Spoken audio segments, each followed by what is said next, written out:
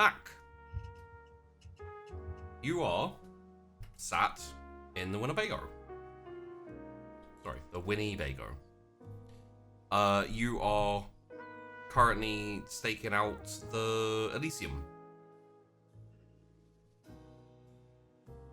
And, you are obfuscated, so you can see everything going around.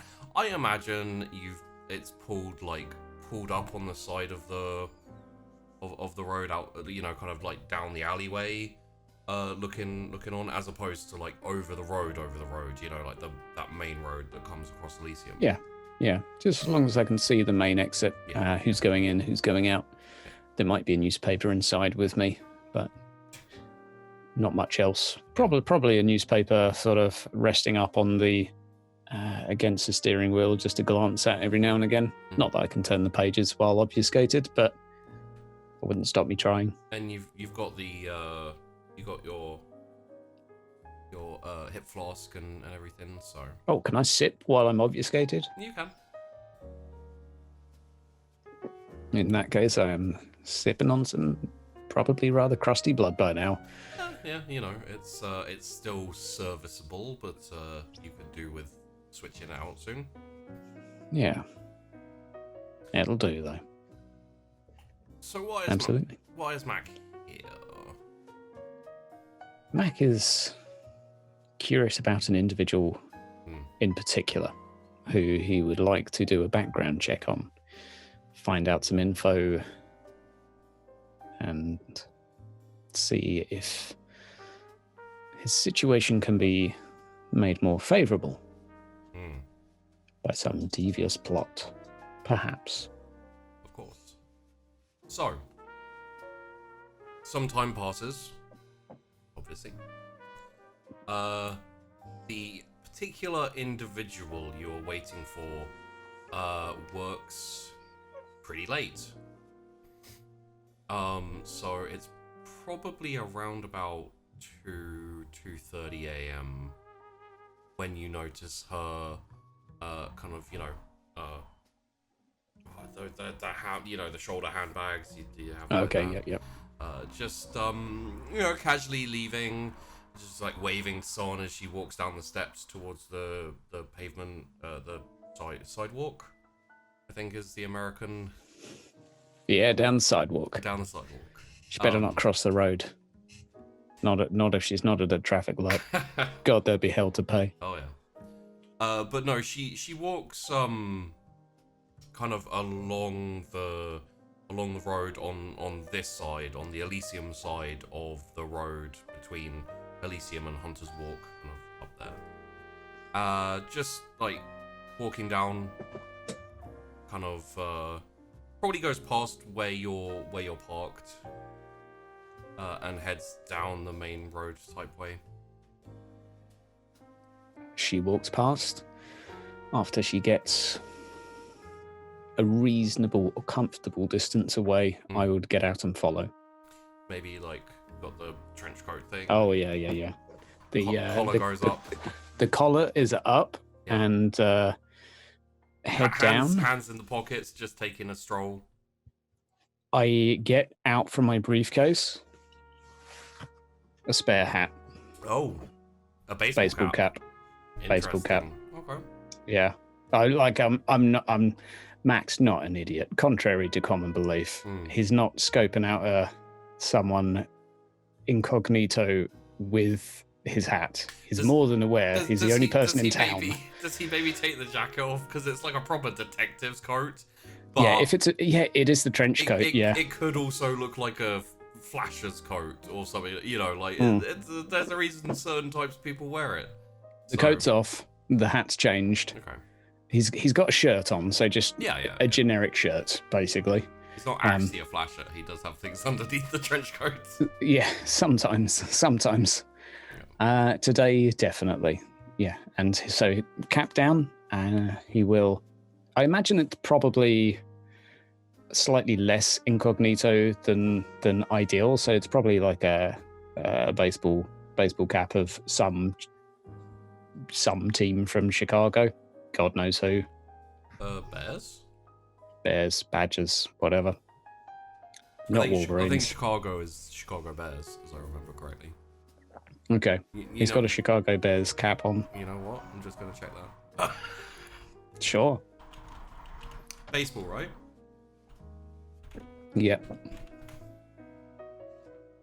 Chicago Cubs. What? Oh, it would be White Sox.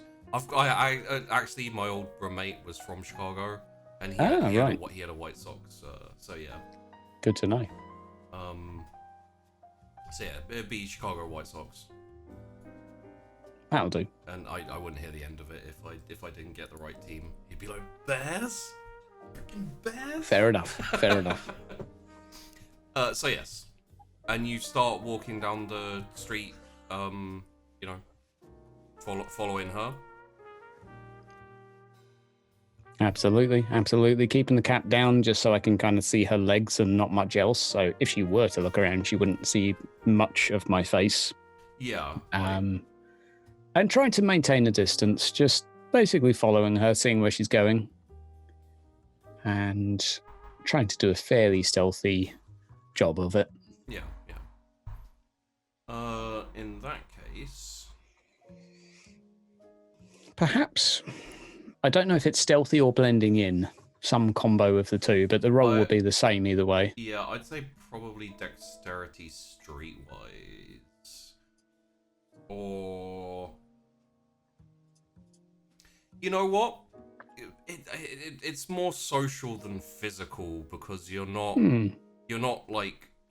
being stealthy, you're trying to blend in so that you're not obvious. So I will actually say manipulation streetwise. Oof, I like that. That makes more sense to me. Manipulation streetwise. I think dexterity stealth could work if you're just don't forget on the Snackshots you have one reroll if you would like to use them. Yeah, no, that would do. Yeah. If she did turn around, I would make a point of taking a left straight away. If she did turn around, you wouldn't notice because you're looking at her legs and nothing else. Oh, yeah. But if she does, like a couple seconds later, I'll make a point of turning off just to, Absolutely. So she walks down the main street for a while and then eventually kind of takes it's a side road. It's not, it's not like a dirty alleyway or something dodgy. She's, she works nights and she's very aware that in any city, you need to be reasonably cautious about where you go, what you do, etc. So she takes a side road, walks down there. I'm assuming you want to follow. As far as you can tell, there's been no, I'm assuming you're not following like close by. No, it's kind of like I would go wait until I see her like take a right, and then I would make a move and try and then like move forward a bit quicker and get to the turn and then slow down as you turn so that it's not... Exactly. So I'm kind of like peeping every now and again, but maintaining a very reasonable distance. Yeah. Okay. And then she kind of heads down on the map. She ultimately heads down basically towards Nathan Fortuna's kind of territory area. Okay. And then takes a side alley. Again, not a dark dingy alley, just kind of like a side footpath type thing. In between a pair of buildings. Walks down there for a little bit, and then there's a kind of like reasonably nice block of flats. Quite high, but not like run down or anything. Like if you were out in Sunnytown, obviously it would be a bit dingier, a bit more like graffiti and stuff like that. In Flintbridge, this is almost bordering on the maze, but in Flintbridge, there has been renovations and there have been like blocks of flats built, things like that. Flintbridge is kind of halfway in between the antiquity of the maze and the kind of the highfalutin area of Hunter's Walk. So up in Hunter's Walk you get like proper big houses, they're all nice looking, and you get some gated communities and stuff. Here, it's a nice block of flats, and you know it's got that typical like you unlock the main door, and then there's stairs that take you to each of the blocks of flats as you go, and there's like hallways which go to a few different flats on each floor. Okay, quite a few in total then, I assume. Yeah. Okay.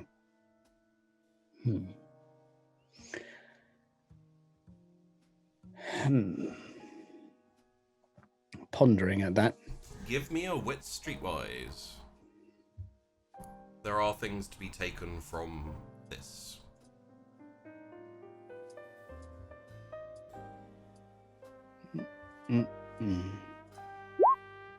Oof. Gonna stick with it? Yes.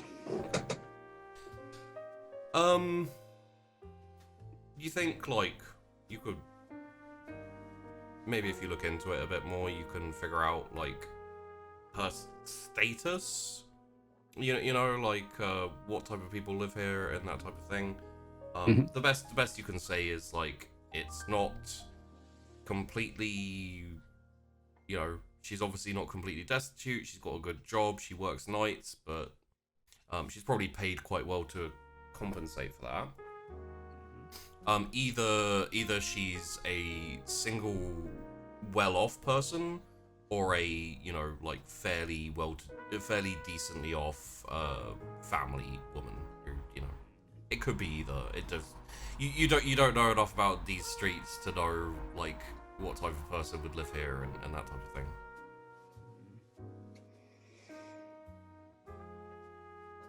thing. Okay. Do I have a good view of the windows of said apartments? Like, is this a tall block of like sort of 6, 7, 8 stories high, or? It's Okay. tall. Okay, so the hopes of me seeing which window light goes on is pretty slim. I mean, most of it's you might be able to, but it depends like what side it's on. Exactly. Yeah.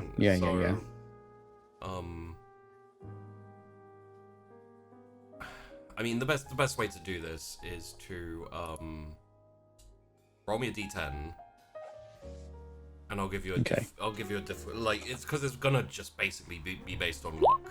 I have an idea though. Yeah. Again, you know, you have the option for reroll on that for the thing, but I set a difficulty gate for the likelihood of you know, in it, so it's not going to be easy. And you roll a 3. Yeah. So I can tell you currently you don't see which light flips on. Is there a buzzer to get in? Like, can you buzz through to speak to someone? There would be, yes. You can go up and see the problem is the way it says is it's usually like the numbers, and if there are names, it's like J blah blah blah, you know. So Okay. I imagine actually there probably wouldn't be names. Mac is gonna... Yeah, if there's not... He would look at that, at the buzzer, to see if there are any indications as to who's where. Mac is going to pull out his phone. Okay. And he is going to order a Chinese. It is 2:30 a.m. If there is a 24-hour place, a kebab, then he'll try. Okay. Yeah. I mean, there are takeaways. There are takeaways. Delivery. Not a delivery so much. I mean, there'd probably be a couple of kebab places that still. He would find anything that would do a delivery. Yeah, I think, you know, there's probably a delivery. You know what I'm gonna do for this? Intelligence technology. Sure. Intelligence tech. Okay, yeah. Yeah, there's a couple of places, so you can order something. I am going to order a takeaway to here for Christine. No surname. Okay. And I'm going to give them a random number. All right. As to 5. Flat number 5. All right. And specifically state to ask for Christine. And then I'm going to wait next to the buzzer within earshot of it. Okay. And I'm going to wait for said delivery. That makes sense for Mac. Being from Chicago, neighbors all know each other. That's what he's going with. Those of us in the UK know that that's not always the case. Who the hell is my neighbor? I have no idea who my neighbors are. Yeah, I have no idea either. So, yeah, no, this is Mac's way of thinking. Yeah, what I will say is they do come and they buzz and there's like a man, no, someone like vaguely like, who the hell is this? It's like 2:30 a.m. and they're like, delivery for Christine. Like, no Christine here. Oh. And then there's like a little bit of back and forth where they're like, but we got it's a prank call and, etc. And then, yeah. Okay. No indication as to which flat Christine is in. Mac will silently curse to himself about this country and how people are far less neighbourly than they should be here. Such is life. Such is life. This isn't Friends where they're like, dancing with their superintendent and. True. Is there like a security place? Is there a building around the edge, like an outhouse with a security guard or anything like that? No. Okay. Can Mac jump the fence, the wall, get inside? He wants to do some snooping. Into the... into the complex.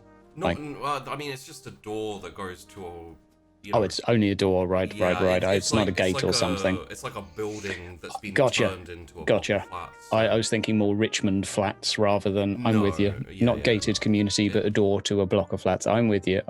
You know the time where it goes up the side of the building and then goes to a hallway with multiple flats, like... Okay. In that case, Mac is just going to wait for someone to come along who's entering.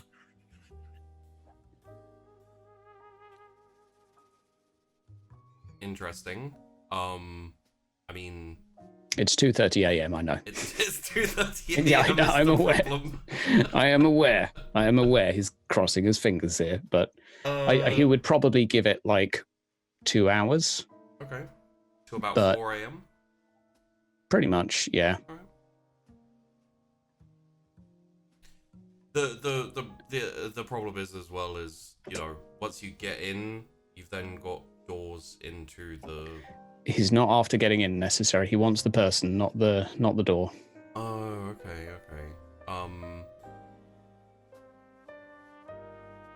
You know what? I will roll a d10. Okay. Oh yeah, I also have an idea.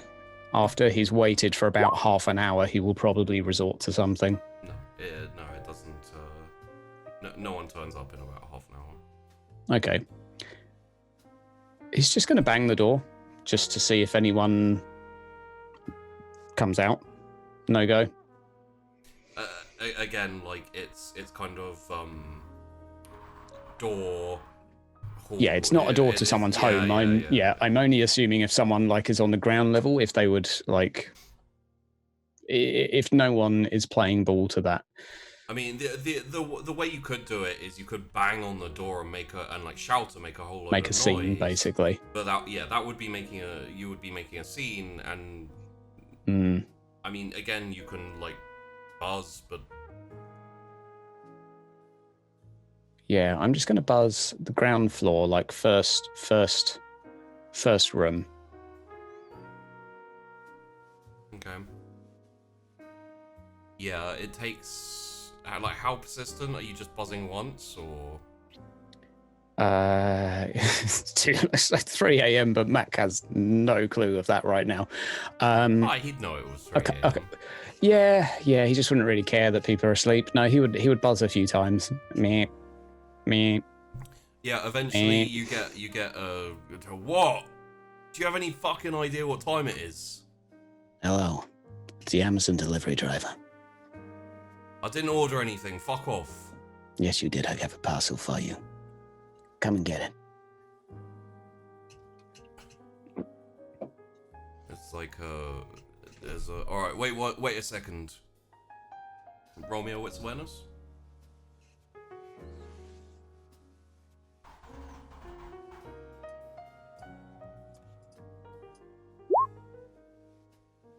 Is that a crit? 4? No crit.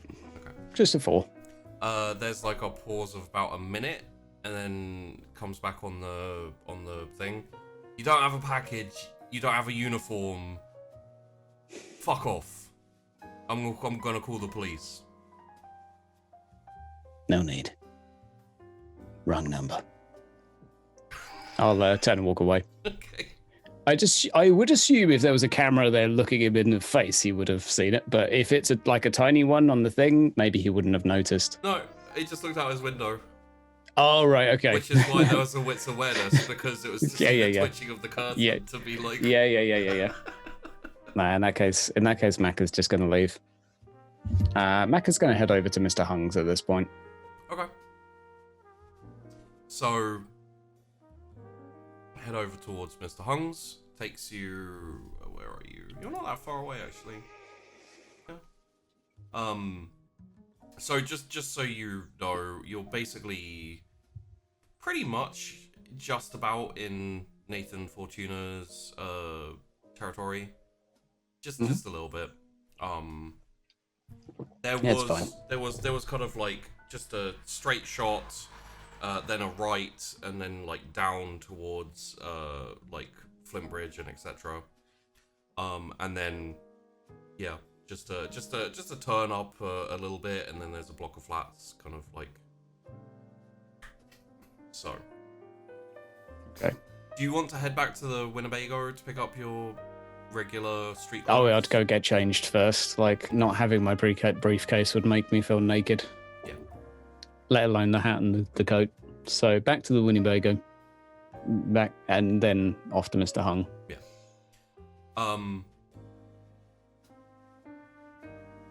When you get to Mr. Hung's, it is like a triangular corner shop kind of thing, which is like it's like a flat front, but it kind of goes off in a wedge, and there's like steps up to the door, and then it's just a shop with stuff in it. There's no kind of it's not like, you know, it's not like a corner shop which is, you know, food and all these different things. It's literally just there's just stuff all over the place. And you see Mr. Hung is standing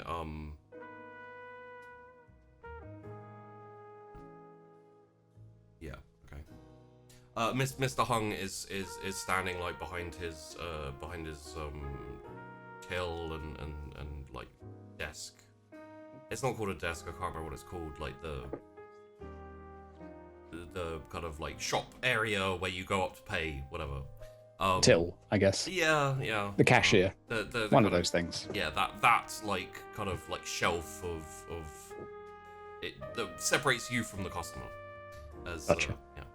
And he's standing behind there, and he has a shirt on, like a dark shirt on with a picture of, you know, the Puma logo is like a puma like jumping.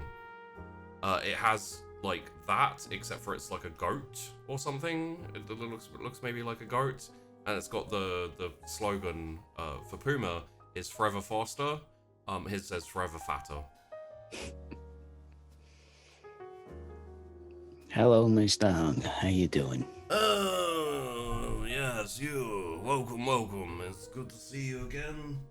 Yes, it's me. It's been a little while, eh? How you doing? I'm good. It's nice. It's long days, it's late days. I look after the family. It's all good. You wanted some more of the, and he points down. Like last couple of times you came in was to replace lockpicks and that type of thing. Maybe I might need some of those soon. Okay. I got a little bit of work lined up, maybe. I was hoping you could help me out. While I'm here, though, Jim, I'd like to ask you a little bit of gossip. But first, anything I can do to help you out? I have maybe a couple of things, you know. It depends what kind of work you're looking to do. Yeah, just something to keep me busy, maybe. But I got stuff coming up. But You looking to just earn, or you looking to pass time? a bit of both, maybe. Oh yeah. I mean, it's not so much the money, but something to keep the fingers busy. Yeah. And I got something to keep you busy too. So maybe an exchange, if you like. I do have a question, if you don't mind. I was wondering, a couple weeks ago, a friend of mine, his place got broken into. A few places, in fact, around town. Yes. There was a few places, a cafe, broken into at least, let's say. And I was just wondering, anything you got that's been, was put up to be fenced like 2 weeks ago? 2 weeks. I mean, things come through. It's you never know you don't ask where they come from, but... Hey, yeah, look, I ain't asking questions of who did it. I'm just wondering if you got any stuff, that's laying around from about 2 weeks ago. Roll me a charisma persuasion, and you may add your dots of sorry, I'm just gonna move this for 1 sec.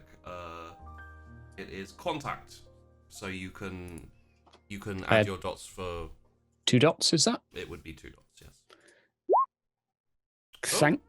It's not a crit, but it's 2. Yeah, it's Which 2 is- successes. I can tell you, there was a little bit of things coming through, watches, type of thing, but there was one where I was supposed to be selling things, but it never came, and I never heard from the people again. That is all I can tell you. You were supposed to sell something, but you never heard from the people. Interesting. I had to set up a buyer. I was intermediary. I wonder if they went missing. And you're not able to tell me any of the stuff, like... How would you like it if I tell people what you ask for and what you buy? Oh, I get that. No, for sure. Look, I'm just trying to figure out, what's going on in this town. People going missing, people getting killed. It happens every day. True. A little bit more recently than still. I appreciate. Look, yeah, I appreciate no questions. On the note of that, I need to organize let's call it semi-lethal hit on someone. How much is that going to set me back? Nobody big. And he actually kind of gestures as though, come through. We're talking. Yeah, I know. Wouldn't have shouted that, by the way. Oh yeah. You'd be like, I need to organize, and it would probably be like a code word, like I need to organize a sting or something like that. Yeah, I need to. I've had a nasty bee sting. All right, come through. We will talk. And he kind of opens up the door, which leads to basically some stairs that go up, and then that's where the family lives, and you can hear even now at this time you can hear some kids up above and a little bit of arguing and that type of thing, and then there's a door to the side as well, which he opens up and walk in. It's just a very small booth. It's got some of the soundproofing. It's almost like a recording booth, it's got some of the soundproofing things around it and everything. Completely clear. Just two basic wooden chairs and a table, and he sits down and then runs his hand under the table and goes over it quickly. Sit. We talk. No worries. So, I got a little bit of Closes the door, obviously, as well. business to take care of. And he seems a bit more kind of composed and together, a bit more. He's not kind of hunched over and random shop owner. Could be no changes in level. Right, so, can you help me out? Maybe. It depends. The job, it depends.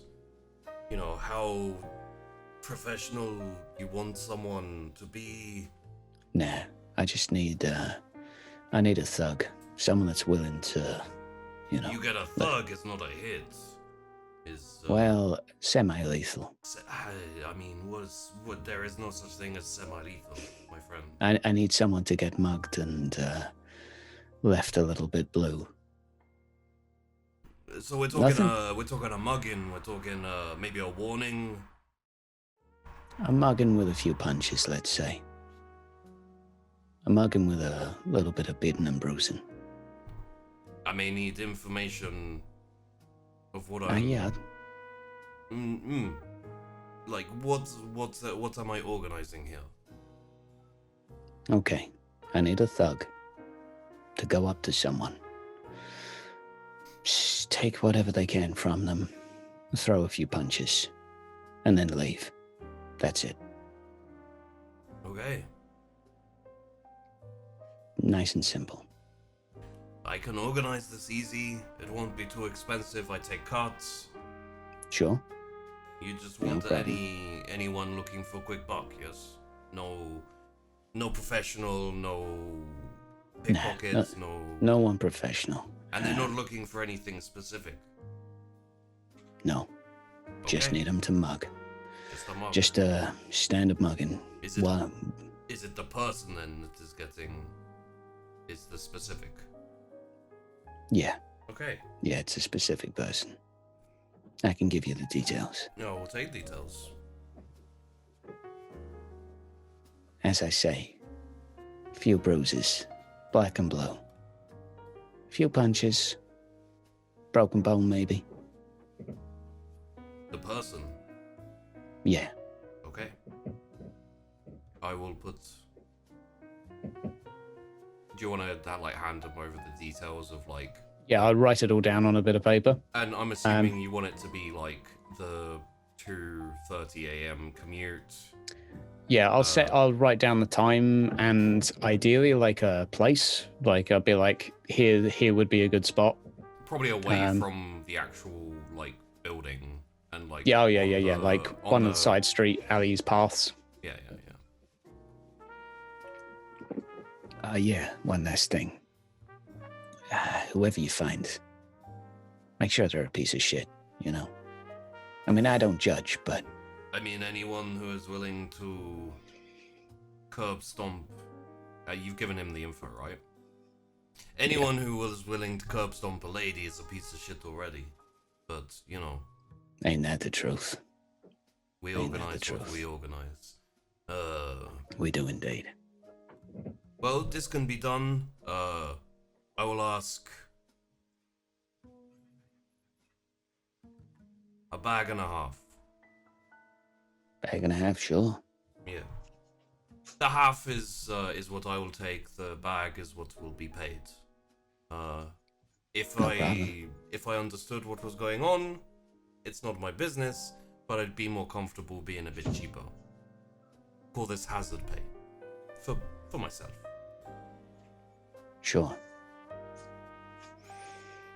Let's say the less you know, the better. For all of us. Always true, my friend. Always true.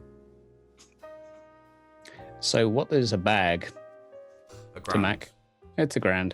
Just checking. Yeah, that's exactly what he has left over from giving $500 to Chrys. Didn't actually know that, but yeah, that was what's left over after the $5,000 because he gave $1,000 to the other two.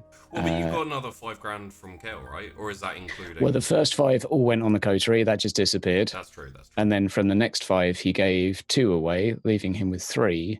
And he had 2. He's got $500 left. There you go. How about that? While I'm here, you got any got any decent cameras? Something sneaky? You talking like a little spy camera, or you talking like a electronic post-op thing? Something inconspicuous, you know. Yes, but are you taking the pictures, or are you wanting to look at something? Taking the pictures. Taking the pictures. Sure. We have We have some kind of small little matchbox things. Yeah, something like... Only takes a few pictures, but it's good. No, that's fine by me. Look, if it's a pen or a credit card or whatever it is, that's fine. Just something that can be kept hidden fairly easily, all right? Sure. Nice. I've got $500. It's $500, exactly. That'll do. How about that? Tell you what, seeing as you were thinking about coming in and getting... I can throw in maybe, some... Goodies. Yes. I like goodies. Sure. Right then, my friend. Thank you very much. You've been a great help. You come out, pick up, and pay. When am I picking it up? Well, I can give you the pieces now if you want the camera and the... Yeah, I got $500. Yeah, there you go. Thank you. So you head out of the room. Yep. Go to the... Go to the back to the till. He like pulls out a few things, puts them in a bag, and so you will basically have like basically any kind of very standard. You got like a bump key, and then you've also got some like more standard lockpicks and stuff like that. Is there anything else like particularly that you'd want? You know, the more electronic stuff would Maybe be... a pair of handcuffs.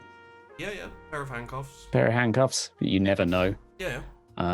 You never know. No, that would probably do. Like, do you want like a kosh or anything? Like, because that could be picked up with this. excuse my ignorance, but blackjack. It's basically like a tiny little club, almost like knuckle dusters, but more of like a club that you just smack people with. I mean, we've established the butt of my dagger's pretty good for knocking people out, so... Not really. Yeah, not really. Not really good at knocking people out, that's true. Because the butt of a dagger is a bit more... Like, a kosh is specifically designed I would say no to the kosh, but if he has any chloroform, like I'm not... I like that. Maybe that would set me back a bit more, but... I mean, with the camera and the lock picks and the handcuffs, yeah, chloroform would probably be pushing it. Yeah, that's understandable. Nah, the camera and lockpicks would do me. Okay, and handcuffs. Be fine with that. Maybe some like small little trinket that he has as well, from the shop. Oh well, yeah, he always throws in a little something. This one is you know those big Japanese tanuki statues with the giant testicles. Yep. It's like a mini version of that. It's kind of about that big. Perfect. That's all I need. You can give to wife. Yeah, I wish. I bet he can give it to his wife. Look at those. So, all right. You are good? Yeah, I'm good. I'm good. We're good. I'll see you around. Yeah, the job. I mean, out of interest, you got anything high profile at the Mo? You know, anyone important that needs... Not really high profile, no. We have a few requests in, things like a break-in, get a specific thing. Okay. There is a civil official person. I don't know what they're... But they put word out that there's a big reward for solving a crime. Really? It is a good 10, maybe 15,000 if. Oh, really? If it is. Need to be done quick? No, but it is something that happened recently. Okay. Got the details of the case? Yeah, I'll take it. Sure. Like writes down some like basic cliff notes. His handwriting is atrocious, but you can read it. Good. But yeah, I'll take the details of that because it sounds like Mac's equivalent of doing a Sudoku in his spare time. When he sits down at the end of the day, he'll read through this and just see if it tickles him. It's a theft. Okay. You want all the details on it as you're like walking back to the? Yeah, why not? As I stroll back to the coterie. In Hunter's Walk, in a gated community, like really late at night, a car was stolen from a I thought you were going to say a guy was dressed up or was pretending to be an Amazon delivery driver. Oh no. No. Oh damn it. Okay. A car was stolen from a gated community like a few days ago. Right. Okay. I don't know if Tess told you about her adventure, but Oh, I know. Yeah. I know, and I'm looking into this. So, we can have a chat with Tess and find out if she did relay the details, because then that's like, oh, case solved. But yeah. Yeah, I don't think she's told me yet, so that's fine. Yeah, I'll just ponder over that for a bit. Yeah. So I imagine Mr. Hung has your number. Yeah. Probably he'd be like one of the like few people that do. What we'll say for the sake of, because Mr. Hung's a very cautious man as well, what I'd say is like burn a phone. Yes, yeah. Like I'm assuming Mac goes through for stuff like this. He probably has like a Nokia 3210 with a new SIM card every week. Yeah. Or for every job. Like after it's done. Phone's gone. And there's very often like code and nothing is explicitly said. So yeah, it'll be like bought the flowers, delivery tomorrow. Yeah. Okay. So you'll probably get a message, possibly a call, more likely a message, with details on when it's gonna happen. Would you like to have specified a time and? I would have put a time of night, because if it happened during the day, it wouldn't be much use to me. But you do have the meeting coming up, so would you like to schedule it for after the meeting, or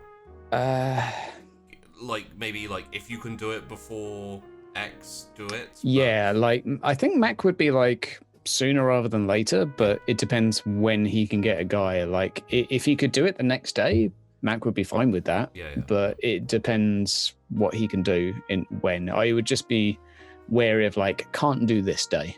Yeah. So otherwise, whatever you can do. So those details would have been exchanged, and Mr. Hong's gonna get on it and get back to you. If he can arrange it before the meeting, he'll let you know, and if it's afterwards, then again, he'll let you know. Okay. And I guess you wanna drive the Winnebago back to? Yeah, I better go back to the Winnebago, drive it back home. Okay. You head back, and you contemplate a time when the wonders and mysteries and information available in the Elysium might be yours. Maybe soon. I think we'll maybe not. Finish there.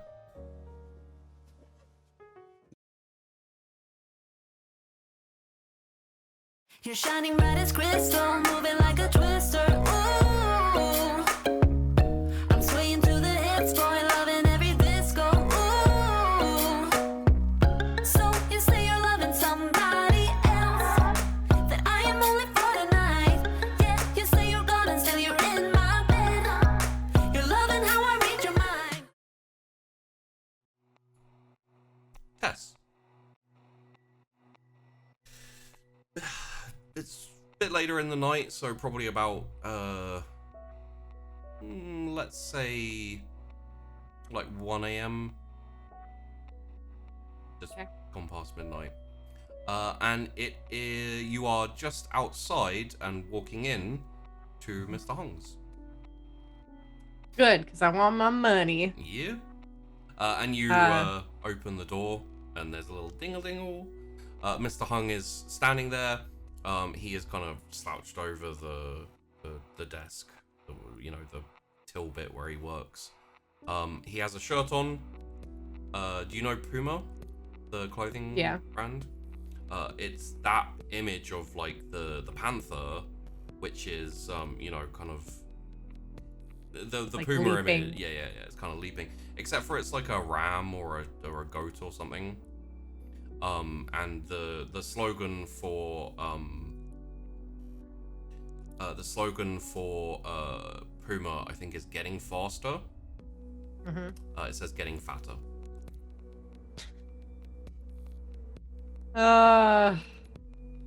Gil's had a great sense of humor, Mr. Hung. Thank you. Thank you. Welcome, Miss Tess. 10 bags. 10 bags in the back. Thank you. And like he goes in the back, and I'm assuming you don't want to follow. I'll just wait. Yeah. He goes in the back, kind of shuffles off, and comes back in probably about 5 minutes later with just like a kind of sports bag, you know, like one of those kind of duffly sports bag type things, and puts it on the thing, and then like pulls up a like one of his tchotchkes, his random pieces of junk, and puts it down as well as like a thing. It's you know what? It's a Dragon Ball Z figurine. It's Krillin.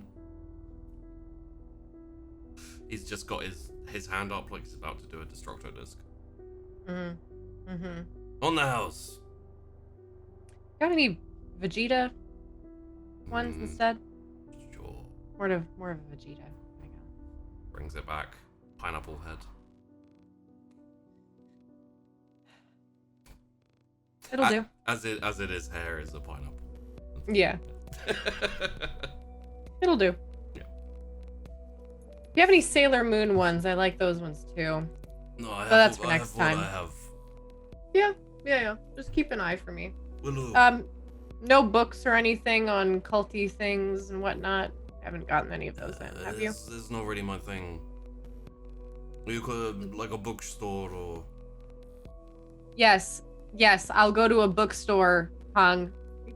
Yeah, okay. I haven't been to a bookstore. Anyways, thank you. I'll be back probably for another job pretty soon. So. No, I'll let you know if I have a job I think you do. You have my number. Yes. I'll take off and get in the car. Yeah, like swing the front bag seat. into the side seat and then jump in and off you go. I'll head to the office. I'm gonna drop it off there. Yeah, there is a safe in the office now where you can nominally keep money safe. You know, obviously if you have like a proper pro thief team, like break in and then crack the safe, it's not gonna be safe, but for everyday wear and tear, you should be fine.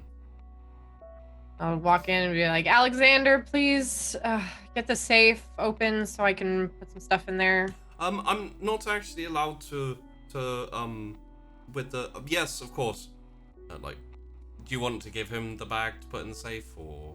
No, I just want him to open the safe while I just kind of take, count it out. The safe's up in your office, so. Oh, okay, never mind. It's not in though. Never mind.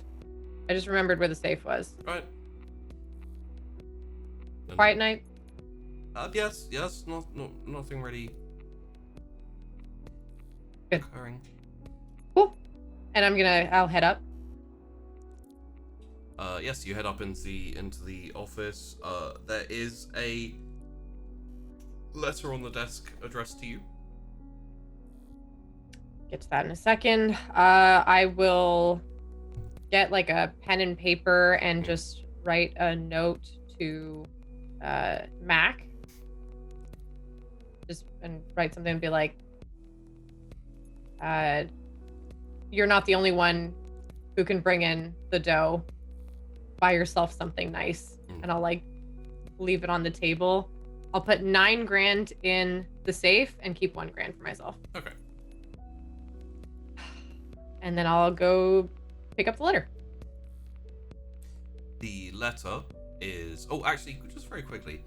Because Tess had a lot of input into the office and this, building, would the... Because I know that Mac would choose it to be one of those old-timey dialy things. Would Tess insist that it would be digital, like digital code? Yeah. Yeah, okay.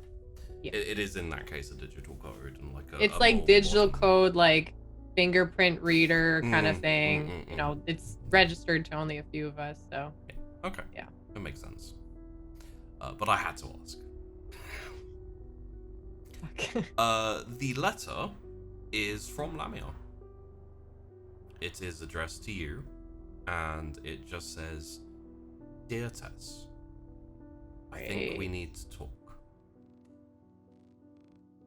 Come and visit me when you find the time." Okay. I'm gonna pocket that. Mhm. And I'm going to put it aside for a moment. Sure. Because I have shit I want to get done today. Oh no, I mean, you know, the Chrys method is an established and No, I'm not avoiding. No, you cannot compare me to Chrys. Okay, Mm-mm. okay, no. Unbelievable. Totally not pulling a chrysanthia here. It's fine. Wow.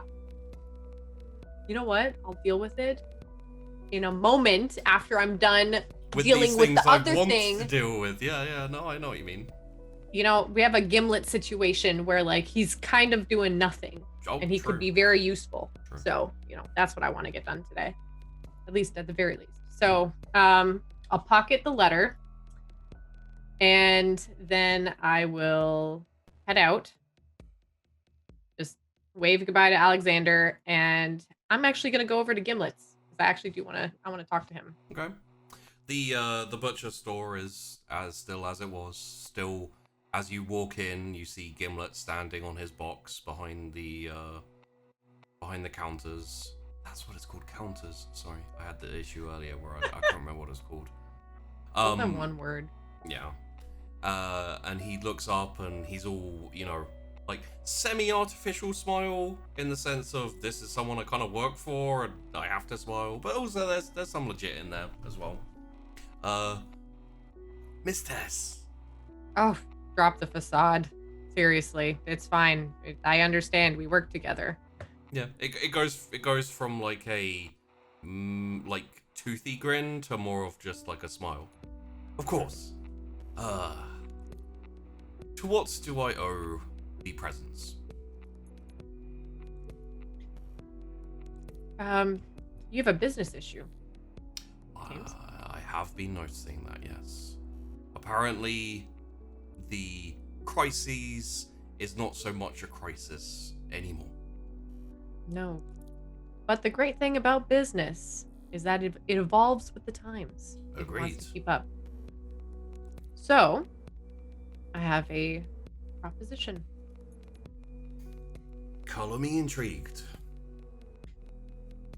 I can already understand. I know, you know, you might not be a total fan of the upscale bougerie, we'll call it. Tis not my forte.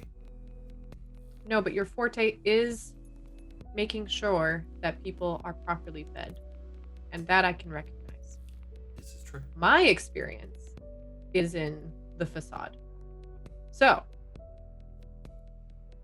I would like to open up a club and employ your services in making sure that it becomes a more maybe exclusive, maybe, well, people can recognize it as a great spot to be. If you make it restrictive, people want to go there more. And I do have a certain clientele I want to garner. You know, I want to really make sure that it's to a specific kind of clientele. Incidentally, one thing you would have heard wind of is that all of the people you liked, and well, the majority of people who you liked, and the reason you went to Swift's Bar, don't really go there anymore because it just isn't the same. So. And I relay this to Gimlet, just be like, incidentally, my old stomping grounds, my old feeding grounds, I guess, were taken over under new management, and the clientele there are now a bit lost in the wind. So I think there's a real opportunity to find a new place for them to park. There is a demand that is not being supplied. Exactly. And we have the supply with the demand. Well, sounds like a wonderful business opportunity. Well, what do you say? I will need to hear deeper details, but the starting premise is promising. Also, as I am bereft of a customer base now that we appear to be safe to live our dietary requirements, I'm finding myself in need of a new venture. And what would be your ideal venture, Mr. Gimlet? Anything that allows me to trade information, secrets, money, even, you know, whatever works. Make that happen? Quite like that business. Well, I'm thinking of starting up, if we could use your establishment and your property to make a starting ground for this club, and then possibly expand or move once we get a little bit more real estate. I think you would be a great proprietor for this. Interesting. Even if it does mean the back end. Well, it probably wouldn't be worth putting money into renovating this place if we're just gonna move soon. Let me think about that then. If we can get the property soon, then I will pick that out and show you, and we can start moving in that direction. If not, then we might just renovate here, and granted, it won't be difficult for me to get a little extra money. So, Incidentally, seeing as I'm operating under your auspices as a coterie, I have been getting in members of many different factions coming in. Not so much anymore, but still a little bit every now and then. Everyone likes an easy feed, you know. of course. And I'm hearing rumblings of not dissatisfaction, but almost like rats wanting to leave a sinking ship over from our front. Friends in the front. You heard correctly. Couple of people just asking what it's like under you lot. You know, subtle, like, but I deal in subtlety, and I'm no fool. I can tell when someone is leading a question. Any names in particular that I can possibly weed out and sow a couple more seeds? Nicole Lovelace. Really? Julian Carmichael. Know both of them. They came separately, but they both seem worried at how limited the front is in terms of power, and, well, they got you knocking on the door, they got Gorbin on the other side of the river, you know. Well, hopefully there won't be a door to knock on and they can simply just be part of our area, and then we won't have to worry too much about that. But thank you for letting me know. I'll pass that along to the others and see if we can expedite that process, because there is a nice bit of property on the edge of the river that I would love to possibly move this business to. Would be a good spot. So, yeah. I was thinking something like sticks and stones, like the river Styx. But the stones and like set on the river. gems. Nice. Yeah. If you get you could maybe get like a little bit of get a little bit of a pier with like tables and drinks, and then it's just like just out on the river. You got the little You know, maybe for VIP section or something where it's like, you know, a bit calmer, a bit quieter. You can conduct meetings or, you know, have people out there. You choose. I thought. I like the way you think, Gimlet. You know, it's important to have people who are thinking about this, the underground part of it. I'm an entrepreneur. And we are working very well together, if I might say so myself. I will see what I can do to get that process going, and hopefully we can be scouting a little bit of property by next week. My one question. Would you want me in a business partner sense, or would you want me as an employee? Because I would prefer to remain in even partial control of my own autonomy. I have enough respect for you and your business that I think having a partial business ownership might be preferable. Well, if we are moving, I would be happy to put this place up for sale to someone else in order to float some money into our new venture together, which I did not want to impose or suppose, but it would make us business partners. If that I would quite like that. Agreeable. Yeah, I see no issue with that, and quite frankly, I think it might help front a bit more money, and that way we have an even better possibility at creating a better environment. Indeed. Great. I can say one of my problems I ran into here, and people were less inclined to come here because it looked low rent. Less inviting. Yes. Downscaled. Well, downscaled is simply a different, I guess, class of area or building. It doesn't mean, you know, the people still need to be able to buy something within their price range. Of course. So we're just making a little upgrade, but somebody else might need that in their bed. If you make something like a shining diamond in a pile of stones, but make it affordable to the people around the place, they will want to go there, as it has the facade of being a shining diamond when all they got is stones. I'm just speaking for the people of Flintbridge here, as there are really very few diamonds in this place. And if your place were to be sold or repurposed into something else while we made a different type of bar or feeding area, what do you think might be a good business to have in this area? For this place, off the top of the dome, halfway house.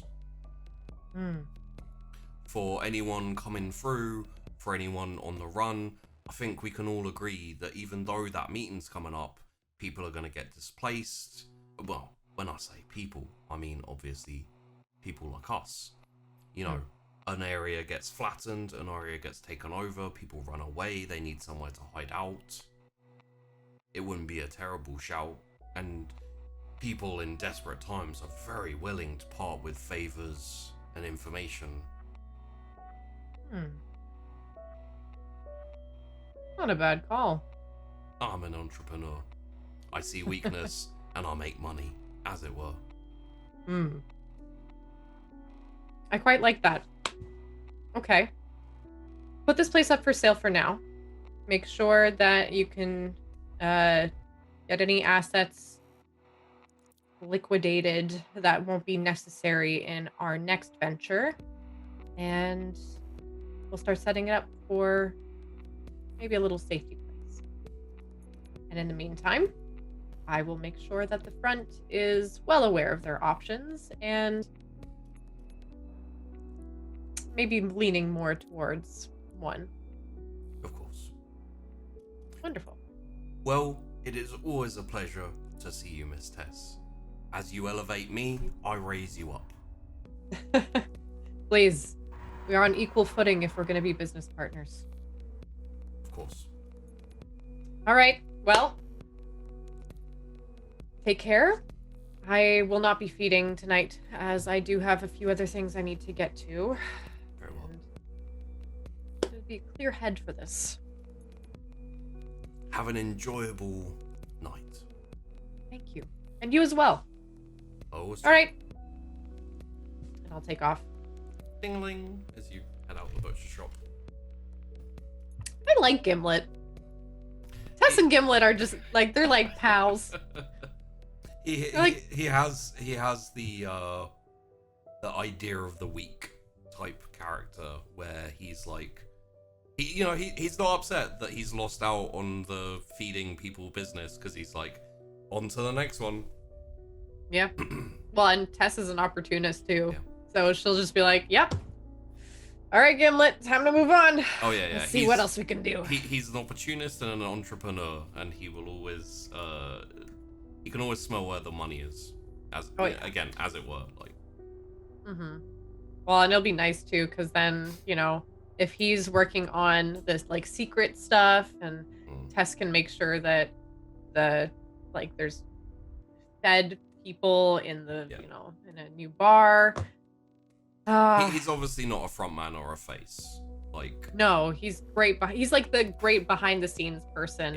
Yeah. He's like the financials, while Tess is like the front face. Which is one of the problems he ran into by himself with the butcher. Is that people would walk in and be like, what the fuck? Who the fuck is this guy? Yeah. No, Tess loves Gimlet. Gimlet's like good business partner. Yeah. Got his eye on the ball. All right. Yeah. We go. I guess I'll get back in the car then. Okay. And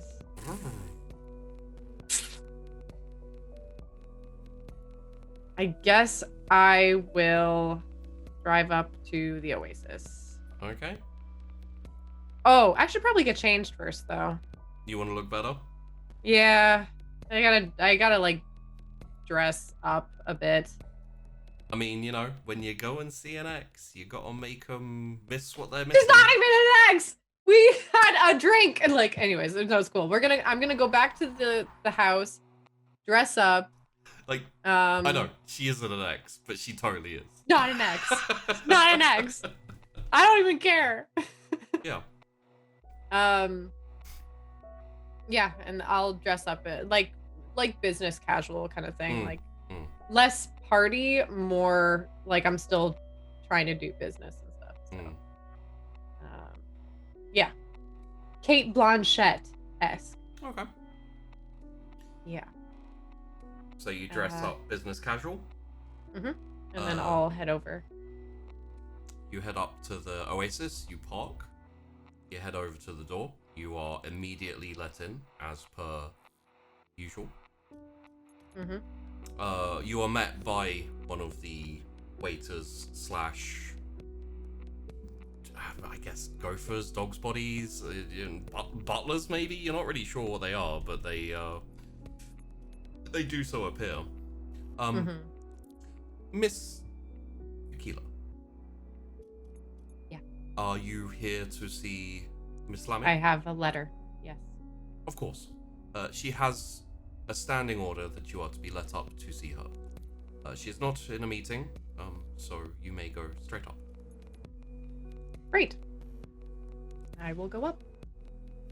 You climb up the stairs, get to her office area, and knock, or just head in? I'll just knock. Come in. And I'll open the door. Lamia. Lamia is sitting on her desk, kind of like leaning against sitting, if you know what I mean. She is in really regular, like black high heels, a like tight but about knee high, kind of pinstripe skirt, and a white kind of blouse, like work shirt blouse. She has like the very the very kind of thin glasses on. And her, she has the shaved part of her hair there, and then this kind of like really long blonde hair which goes down like in front of her here, and then wraps around her neck. Yeah. She looks like a librarian or a school teacher. At the same time as looking like Lamia. So hot school teacher. Got it. Great. This is not good, Tess, if you're already like stumbling over brain words. No, this is the problem. Like, hi. Hello. Busy day, night. Actually, quite quiet. I got your letter. I got yours. I did. I Yeah. decided not to destroy your desk. It's good because, well, honestly, if you did destroy my desk, I'd be okay. It's kind of a piece of shit right now, anyways. Could use a new one. But Exactly how I felt. And you see there's a new, like, little coffee table type thing. it's definitely an upgrade. Sorry about that, by the way. Absolutely fine. You don't have to apologize. No, I do. I was having a bit of a night and I lashed out, and I suppose it wasn't right to take that out on your stuff. Innocent coffee tables. Better than a life. Would you like to sit? Sure. I'll sit. Yeah, there's she kind of gets up and sweeps over to the chair opposite the where you sit down. Sits down, crosses her legs. There's that typical like zzz of the nylon. Mm-hmm. And like she looks at you. She's put down her, piece of paper that she's been working on. Anything special you're working on? Just admin work. Running a club is a pain. Sometimes. Should get a business partner. I don't have anyone I trust. Nobody. The people I trust who work for me are people who are forced to be trustworthy. So. It's a shame. I thought you'd be pretty trusting of your fiance. Clay.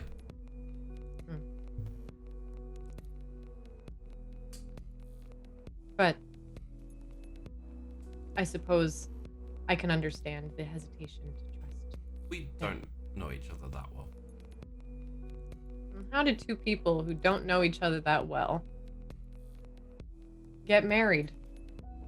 Well, we're not married yet, for a start. And for a second, neither of us organized the engagement. It was something... So some kind of power play then, I'm guessing, by somebody else. The prince. It's a pretty big deal then. Now, why would the prince marry you two off? I did not ask. It was something that was asked for and arranged by my sire. That Sire's just the worst. They can be. I was quite fond of my sire, up until her death. Shame. Got her passing then. I'm sorry, I'm blabbing on about things on my mind when I should be letting you speak, considering you're the one who summoned me here.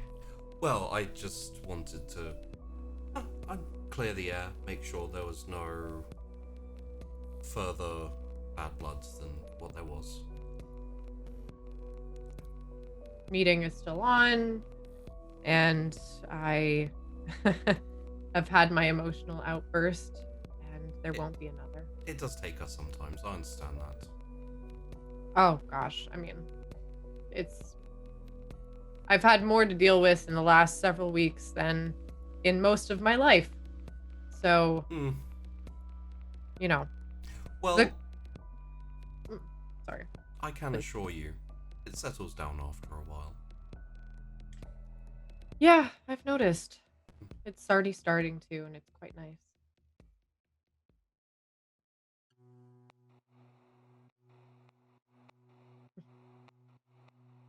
We're still okay for this meeting then. Yes.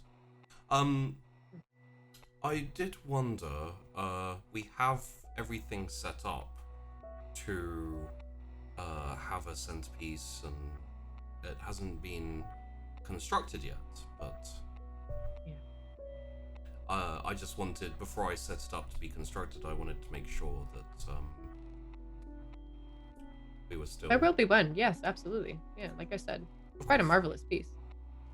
I look forward to seeing it.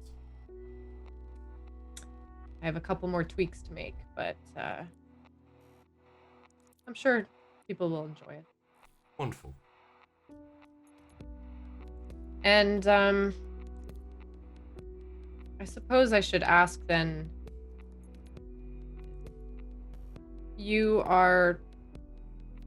Are you speaking in this meeting? How exactly are we running this? No, I shall be in a host capacity. I'm hosting the meeting. I am merely presenting a neutral ground for everyone to speak on. I have no interest in territories and political back and forth. They're all Tiring. tiring. Yeah. I mean, just look up north at each other's throats all the time. It's not worth it. Quite. I did still want to take you up. I mean, if that's still something you might be interested in. Depends how you finish that sentence. Well, when we first met, you asked me if I knew how to kiss. And I do. But I was mostly curious about how you roped Cass into doing your bidding there for a little while. So useful. That is quite interesting. I can understand if you don't want to teach me, considering I came in here and had a bit of a hissy fit. So, if the deal's off, I completely understand. Well, I feel like I was not as open as I could have been. You know, vis-a-vis... I don't like talking about the engagement because it's something that was wasted upon me and not something of my own choice. I suppose you don't have a lot of time to think about how that makes you feel. It's something ordered by the prince. It is something that even with the current break in the breakdown of law and order, as it were, would be a very foolish thing to say no to.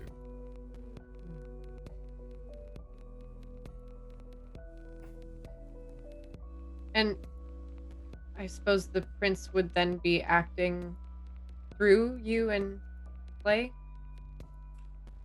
It Or was... your union?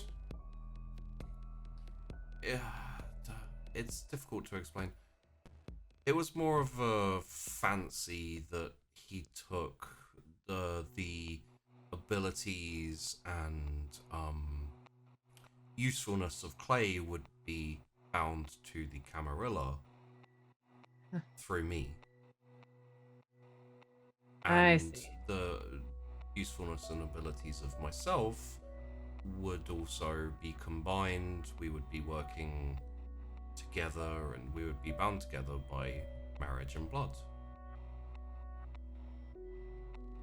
That's a strengthening of sorts of a power base for the prince. Funny, I didn't think Clay would be the type to be able to be roped down. But I Well. suppose it takes a prince to do so. Everyone has something that can be played upon, can be manipulated. Unfortunately, that is true for both myself and for Clay. And for everyone, even if they won't admit it themselves. As I said, Quite true. I do apologize for lying or being untruthful. That's quite all right. I feel like it was unfair. Well, I won't say I wasn't a little disappointed. And But I won't say I wasn't maybe a little bit fanciful in thinking I could keep it from you. I was hoping to enjoy our time a bit more before all of that.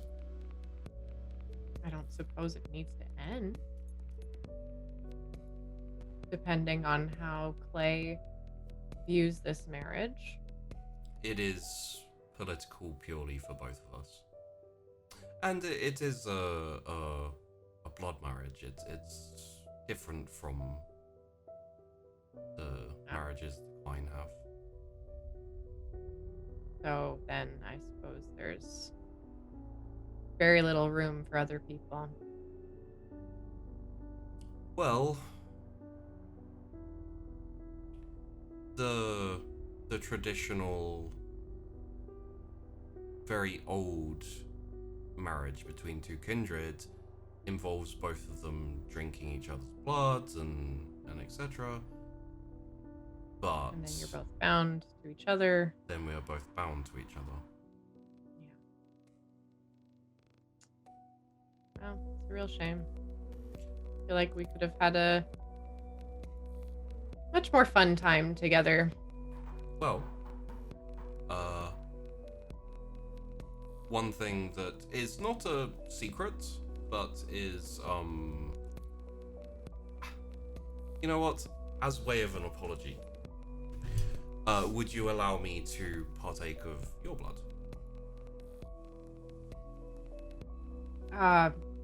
You know how a blood bond works, correct? Yes, I just, why would you, that seems a little reckless. Don't get me wrong, I love the idea, but I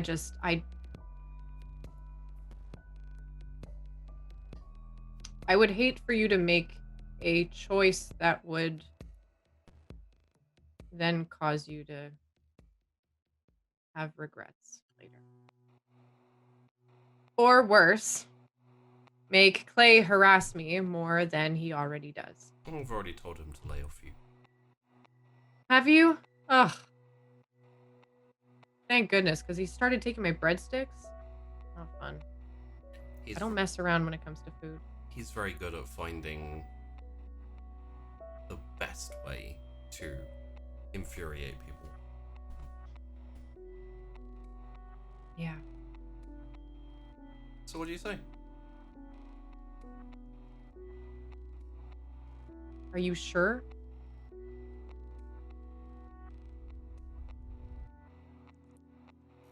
Okay. Out of character. Mm-hmm. If she does this, Yeah. will she immediately be blood bonded to me?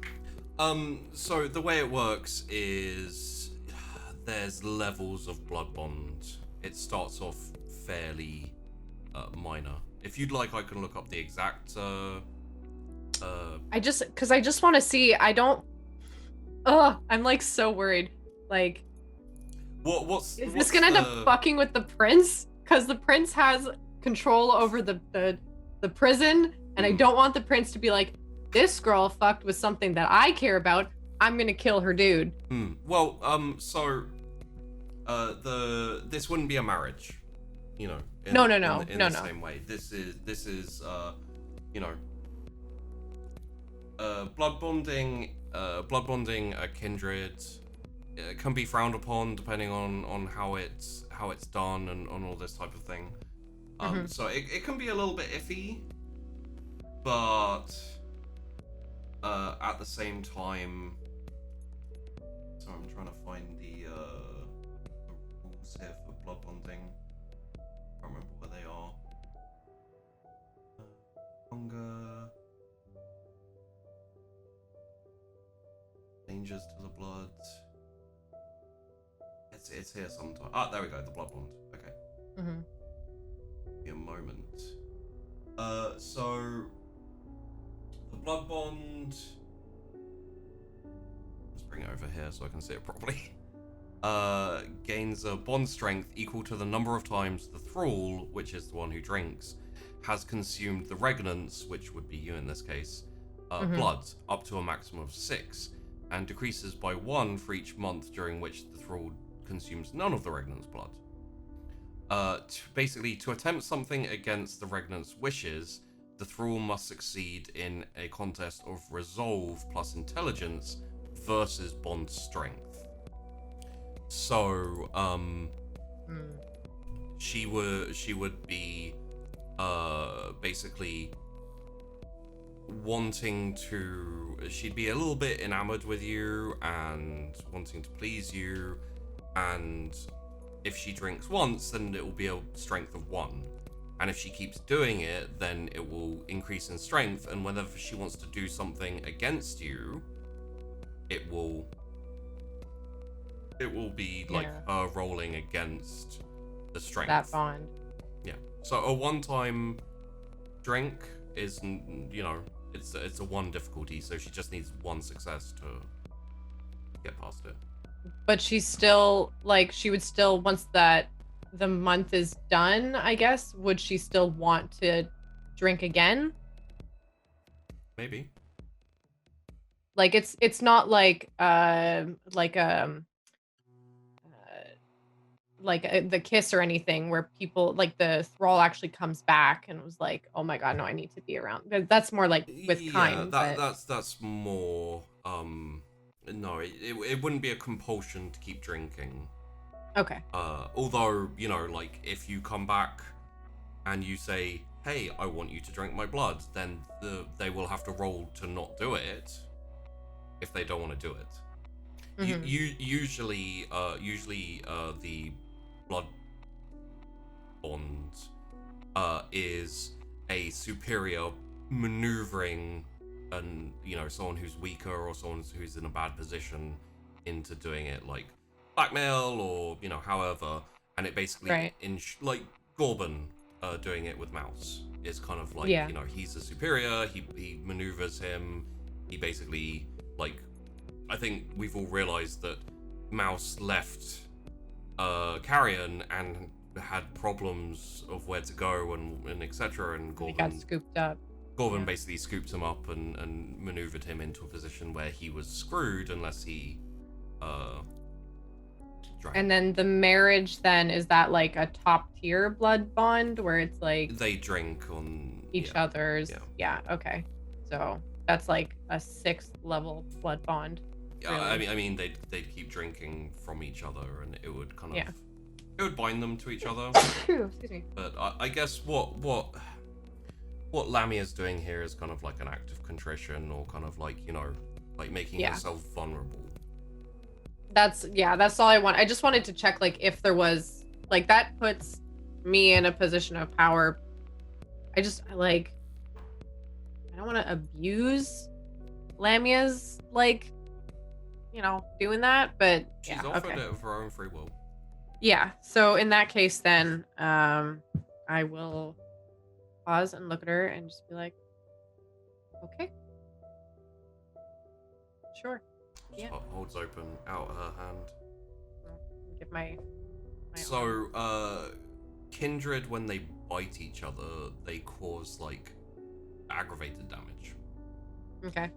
So she's gonna, like, pull out a kind of flip knife type thing, you know, like a foldable knife, but it's, you know, clean and etc. So, I mean, you're a Kindred, it doesn't matter too much, but, you know, it's not like some manky, like, you know, rusty knife or anything.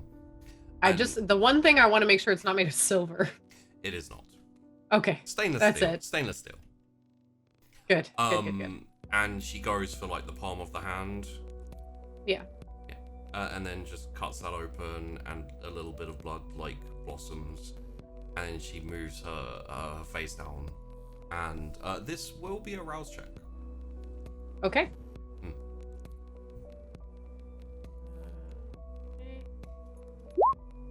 I get hungrier. You get hungrier. Oh no, that's a success. Oh no. Oh, is that a success? Okay, never mind. I don't get hungrier. You don't get Sorry. hungrier. Sweet. And she drinks, and you can feel like her lips on your palm and her tongue, and she is more enthusiastic than you would have thought. I don't know how much Tess is aware of her effect of her blood, because Cassius took the blood that one time, but I don't. Oh think... shit! Oh no! I forgot about that. Yeah. Shit. I'm just gonna let her keep going. I'm just gonna remember that and just be like. Once it gets to a point where I'm like, she might be, getting a little too into it, I'll just like put a hand on kind of like her head and just try to take my palm away. Well. I just almost like hold on to her and just be like, all right. So this will be a.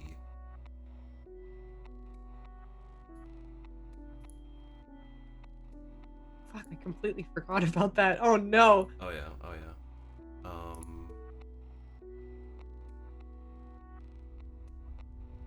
And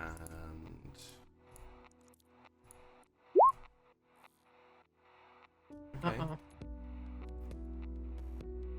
So something we haven't talked about is what actual effect your blood has on. Didn't we briefly mention it makes them super horny? Yep. Okay. Yep. So I'll kind of like try to take my palm away and be like, all right. I mean, Don't want to drain me dry there.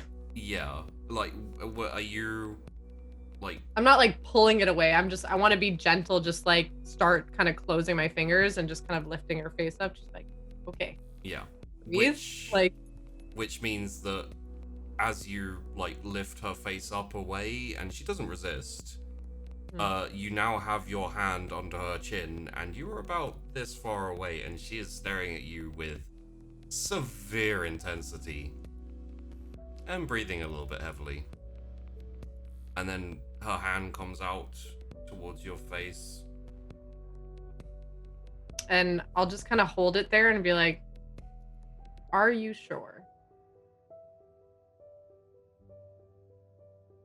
And I'll lean in and kiss her. Okay. Yeah, and her hand goes around the back of your neck and like grabs you, and I mean, should we end that there? We can cut it there. I'm pretty sure we know what's gonna happen there. Okay. Yeah. Oh, I completely forgot. Oh, that's. So. Oops. In all totality for this snapshot, let's end this here. I think today was very successful.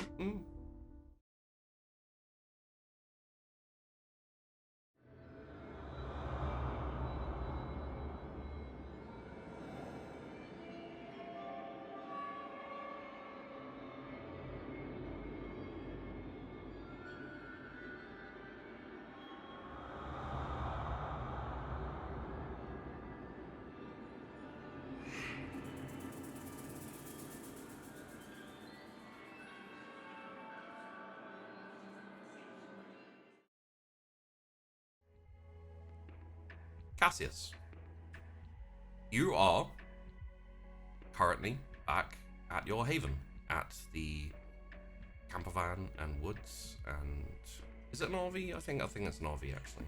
Yeah, it's a camper van. Yeah. Saturday's in there, who Cass is avoiding basically. Just whistles for Conan, who probably either bundles out of the RV or He's actually lying underneath it. Oh God, yeah, he always lies underneath it, doesn't he? If Filthy. if you look down there, you'll probably find the remains of a rabbit or two. Like good job with the rabbits, buddy. Great. He just kind of like bounds up and like bowls into you and kind of Oh like, my God, you need to brush your teeth. he kind of like runs around in a circle a couple of times, chasing his tail, and then like looks up at you like, But I'll bring some dentist sticks next time. Oh. he like sits down, like paw goes up. What are you pouring at? I hold his paw. Yeah, there's kind of like a moment where he's like looking around. You get the sense just from having been with Conan. Like, you've been with Conan about 4 years now, right? Yeah, a while. Yeah. You get the sense of like restlessness, and you know he hasn't been cooped up. He's been allowed to run around and stuff, but there hasn't really been time to take him on like proper outings, and a lot of the time you can't take Conan to the meetings and to this type of thing. Yeah. It's the one thing that Cassius really regrets is that having a big fuck off dog padding around with him in the city is not particularly inconspicuous. Well, and also when you do take him out, you have a tendency to forget that most people take dogs out on leads and stuff, and you don't need to for Conan. So I don't need to. He follows my every command. Yeah, pretty well. So there's like a serious tone and like feeling you get where when you're being serious, Conan snaps and he's just like into obedient mode basically. Yeah, he's not in obedient mode currently. No, he's very clearly in play mode. Yeah. So Cass is like, I haven't had much of a time for messing around either. Wookiees? Oh. Let's go. And he just like gets up off his knees and he kind of picks a direction. He kind of runs ahead. Are you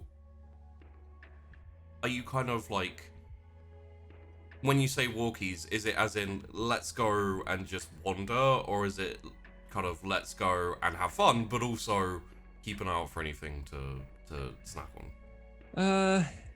Normally a it would be mix the of- first one. In this particular instance, Cassius has got a little bit of a hungry twinge to him. But yeah, it's the second one today. Okay. So Conan will be heading out and picking a direction, but if he catches a scent of anything, he will understand that he needs to kind of like follow up on any possible like larger things. Yeah. Hopefully he doesn't track down a Wolverine, because that would be awkward. That would be awkward. Although it would be the perfect opportunity to test whether or not Feral Whispers allows me to talk to Chrys while she's in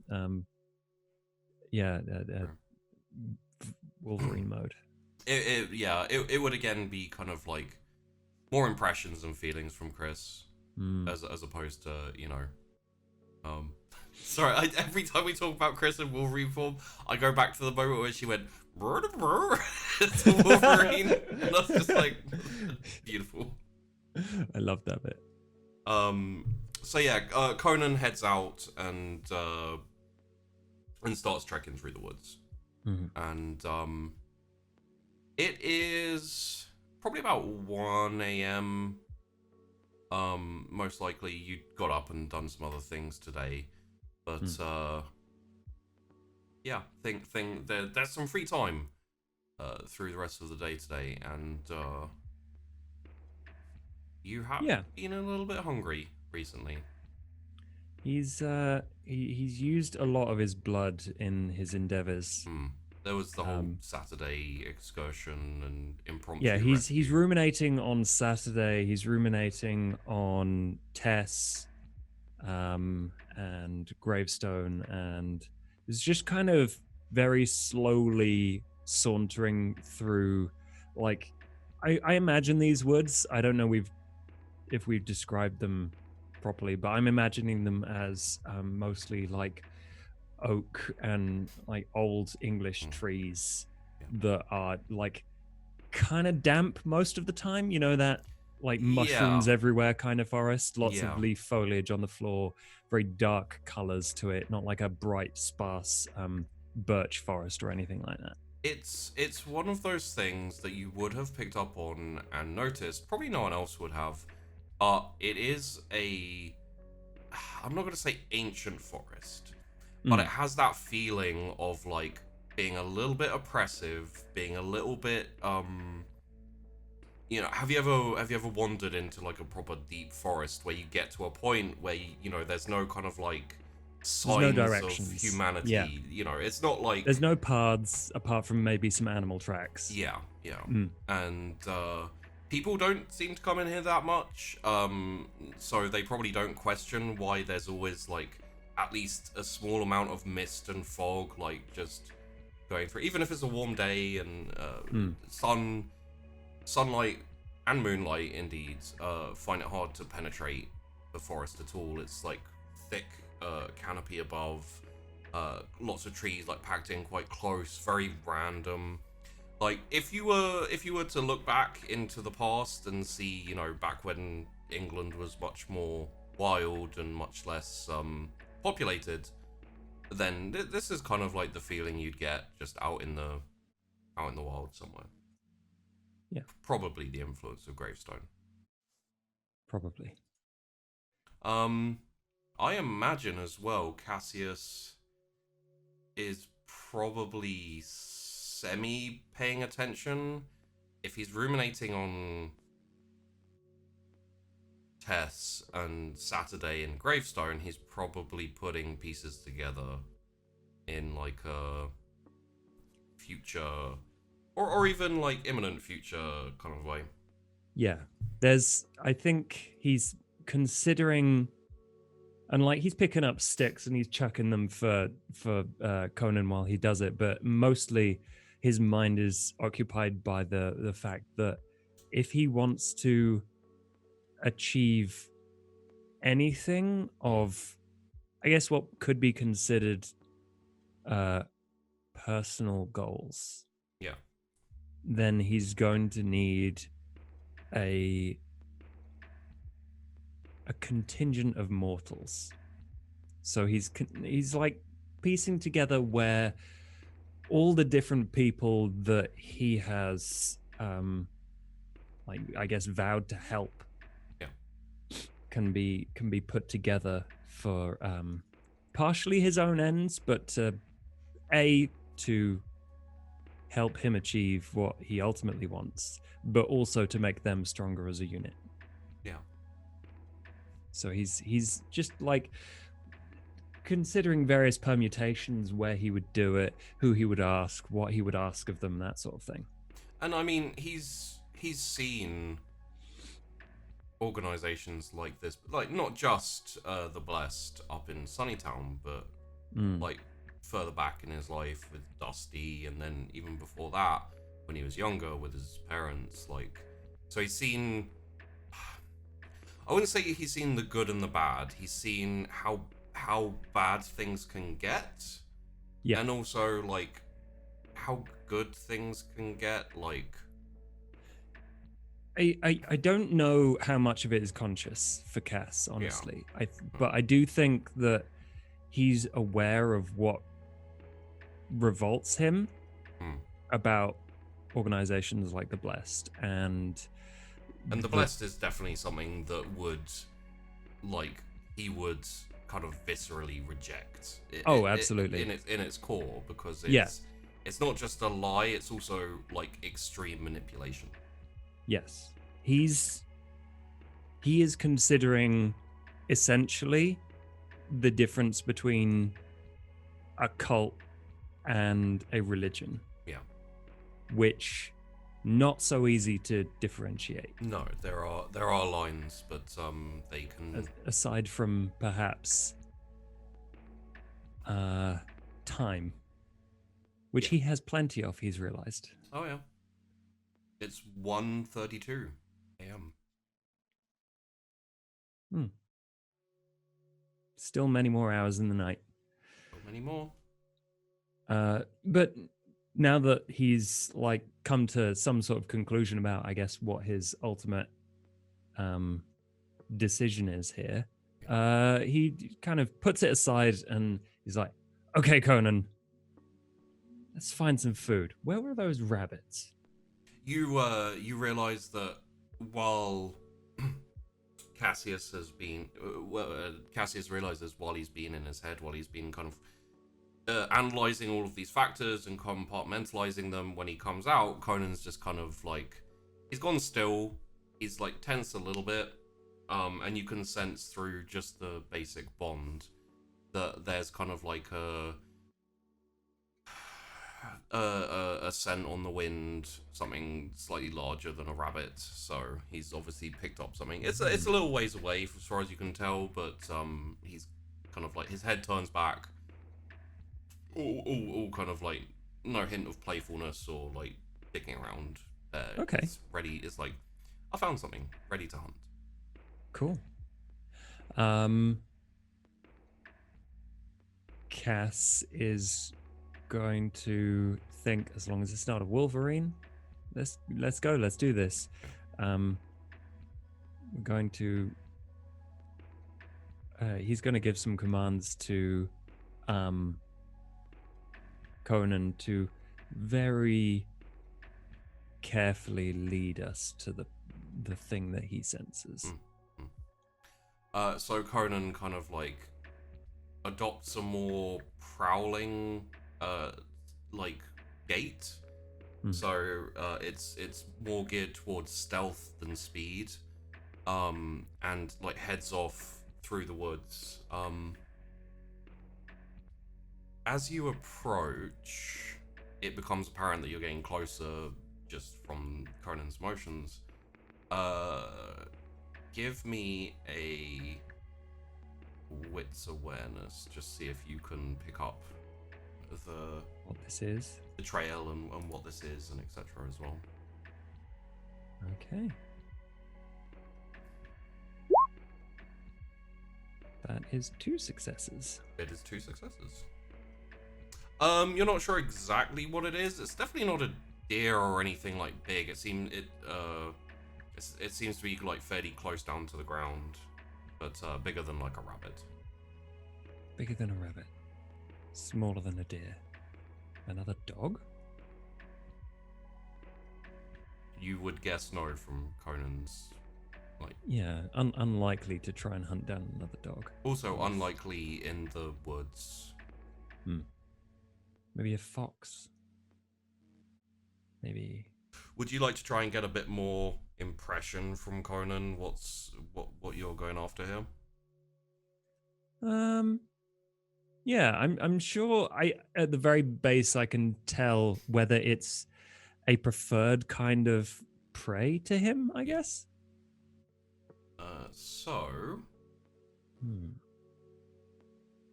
This would probably be animal ken and charisma. Okay. That's a good one for Cassius. Am I adding my specialty for dogs? Yes. Nice. That's 5. Okay.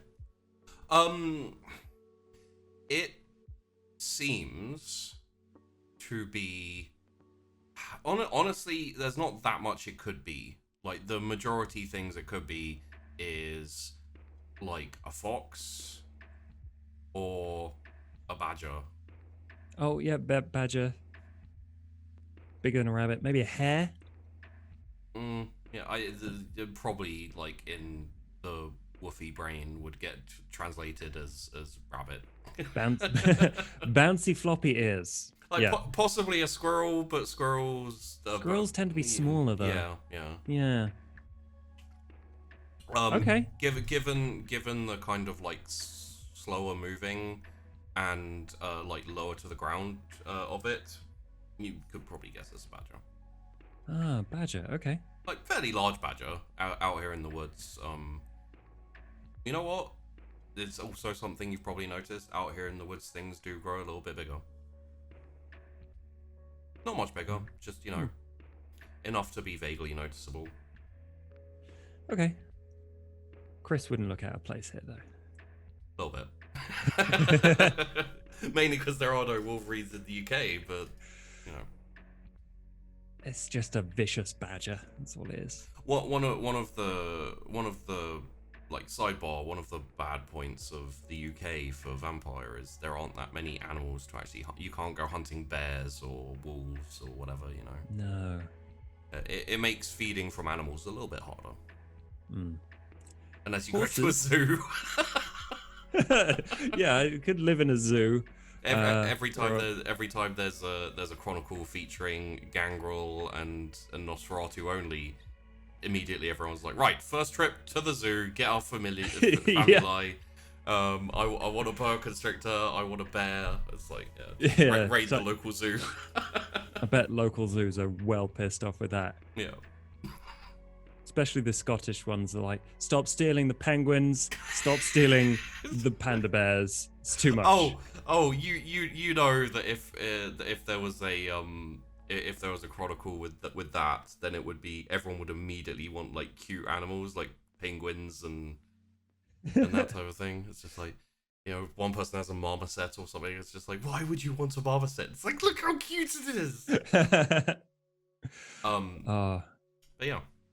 A complete sidebar again, but I used to work at an owl sanctuary, and some of the birds of prey there, it was owls and birds of prey, like 10-foot wingspan, vicious, like 5-inch claws, could tear your face off if you annoyed them and handled them incorrectly, sort of thing.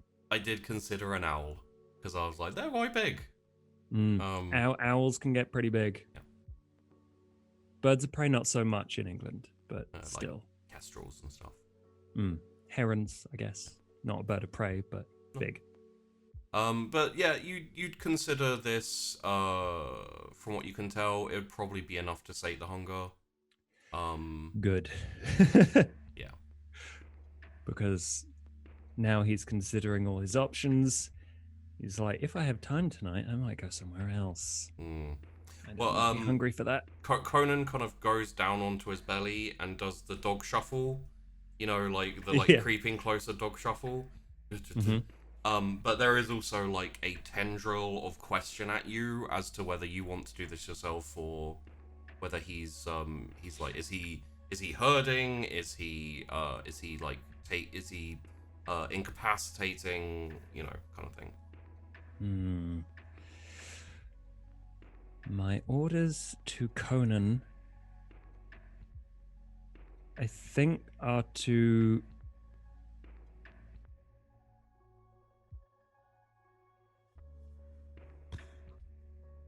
catch it.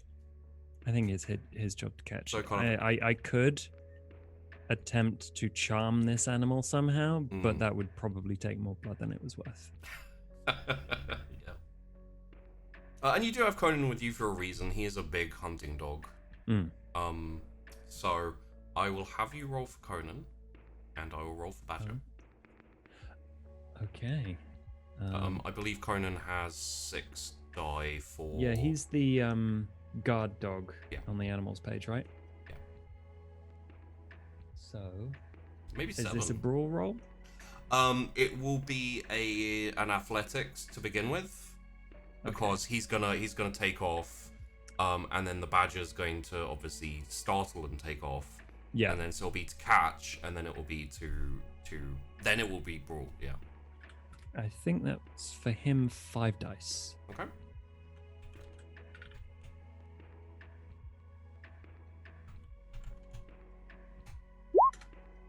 It's 1 success. 2 successes from Conan. Okay. Good boy. So yeah, Conan kind of creeps like a little bit closer forward. He's not super close, but there's like a range of, kind of detection where it's like you get this close and then you charge. Is Conan's like training and his experience as well. He is experienced at taking down creatures for you, especially when you are away in North America. because there's other things to hunt out there. Yeah, other things that are probably almost as dangerous as him.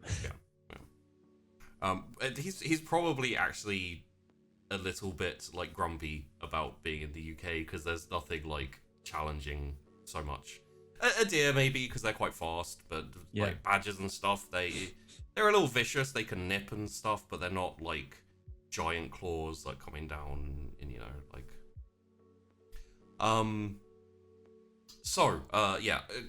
He like takes off and starts sprinting and kind of very very quickly comes up behind this badger, which tries to jink to the side and realizes that it's probably not going to get away.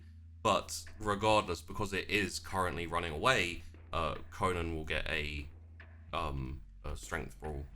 I think it's just brawl for. Yeah, his brawl pool is 6 dice because he is a strong dog. So because the badger is currently attempting escape, it will be rolling the same pool and also again get a 1 success. Well. Oh, Conan, you beauty. Yeah, so Conan like immediately like comes in as it's kind of running away. It starts to kind of slightly turn and try and like jink off in a different direction, and he just like bowls into it and flips it over, like just flips it kind of, and it goes kind of spinning a little bit, and then he's immediately on it because that is 6 successes and also a crit success. He disorientates it with the flip and then just like holds it down by the neck. He just like latches it down on the neck, like it's scrabbling a little bit because obviously you don't want it dead. So it's like scrabbling a little bit, but he's got it in such a position where it's trying to like flip over and spin and that type of thing. It's just not having it.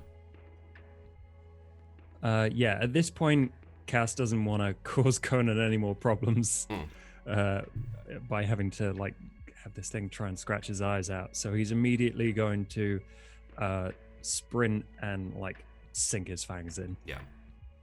And you do. There's probably like you probably get like a very vague like scratch on your face like going in. But aside from that, like Jesus. Conan's such a good boy, like freaking crit success and so yeah. You drink, you can take off 2 dots of blood because you are draining it all the way. I'm assuming you're not gonna just like take a dot and let it limp off. That would be the smart thing to do if he wants to survive here for an extended period, but no, he's more interested in the immediate satisfaction at the moment. Yeah. He kills a badger. Kill that badger. And then there's like there's another tendril of query of like leave or take. Do you really want to eat a badger? I could cook it for you. The head like goes to the side. The badger, the like dead badger's still in his mouth, so it's like head goes to the side. The badger kind of flops a little bit.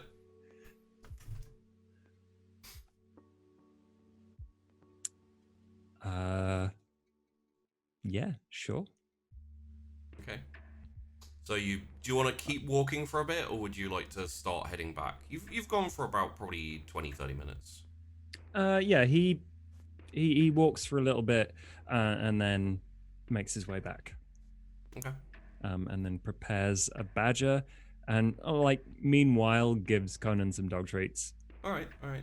Let's go with intelligence and crafting. For cooking up for skinning and cooking up a badger for dog treats. Are you wanting to go like cooked up like chunks, or are you wanting to go like nibbles? You know, kind of like a little something you can sprinkle on whatever. Let's go with nibbles. I'm very tempted to to search for how tasty is badger. I mean, you could probably eat badger, right? Yeah. I mean, dogs can eat anything really, like in that vein. One success. Okay. I mean, you're not a cook. You're No. definitely not an animal cook. Maybe that's something you can look into. If you decide you want to be able to. Also, it does slowly, things learned as a human do fade away. And if you don't haven't keep in cooked in practice, ages. so you haven't. I mean, you've tried it once or twice for Conan, like especially when you were in North America. But yeah, it's he'll eat his rabbit raw and that type of thing, but he does enjoy like the kind of the kibbles and bits. So it is enough to have A little bit of a badger treat for him. And you put out a bowl of like those hard biscuit things that go in, and then just sprinkle some badger over it once it's done. And he you can hear the chomp chomp chomp. He's a greedy dog. Yeah, like, when he eats, it's a race against himself. Probably he's trying to beat his last success. Need to buy him one of those maze bowls. Slow him down. But yeah, within about 20-30 seconds, he's cleared the bowl and is just like chomping on his own mouth, basically. Wow. That's real fast. Good job, buddy. Okay. It is now I've got... probably about, well, I say probably about, but for Cassius, it is 2:53. 2:53. We got enough time. Oh. Let's...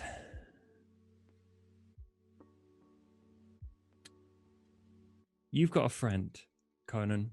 There's someone who really wants to come and meet you. Don't think he saw you. Yeah, let's make that friend happy. And maybe have some polite conversation. Yeah. So he making sure to not disturb Saturday, he like puts out the fire that he used to cook the thing, being very cautious of it because he's a vampire, and like sort of tidies up, which is just putting things in places where they're out of the way, because this is a forest. And then he makes his way back into Flintbridge. Okay. Conan at the side. Yep, brings Conan with him. In fact, I think the plan for Conan is to meet his friend, and then go to wash him and clean his teeth. Fair enough. But not before going to meet the friend. Nah, no. So- If he gets licked in the face, then so be it. Yeah. So where are you headed? Cass is headed to Shelby because he has questions. Okay. You don't even really need to head into Flintbridge like properly for that. It's on the edge of. Well, fairly on the edge. So you head over to Shelby's place. The two door system is still there. I don't get it. The doors are still open, I assume. One of the doors is open. Yeah. Okay. He tries to open the second one. It opens.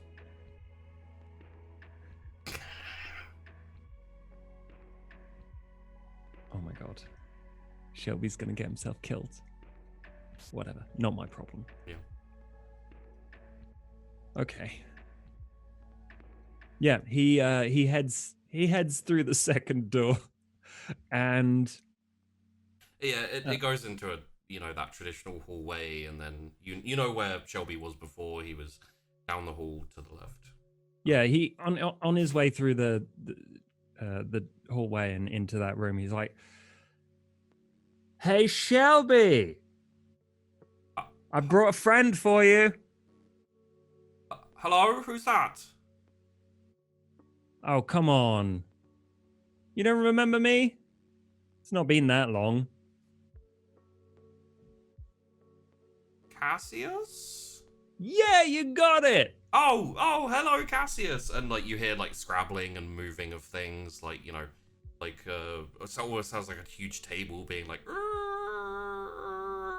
and then like some chairs and a lot of like papers being moved. This is going on, so you can do whatever you like during this time. It's like papers being moved and Papers. Okay. Sure. Yeah. Cass just walks straight in with Conan, and he's like, "Do you remember him?" and Conan's like woof and like runs over to Shelby, who like turns around. He's in, it's the standard like large kind of warehousey type room, and there's nothing in the room. And he turns around. He's oh, Conan, hello boy, and he crouches down, you know, as you would with a dog. And Conan like immediately like bowls into him, knocks him over, and he like goes on his back, and he's got a dog in his face licking him. He's like, hello. Cassius. Yeah. Roll me an intelligence.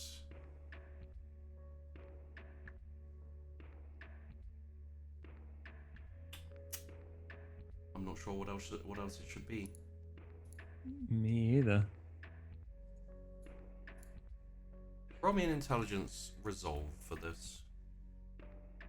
Okay.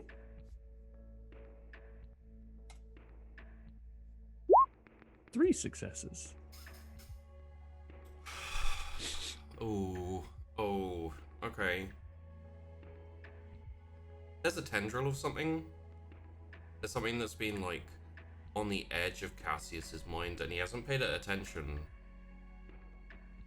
because he's had things to do, and it didn't, you know, it wasn't something he wanted to focus on.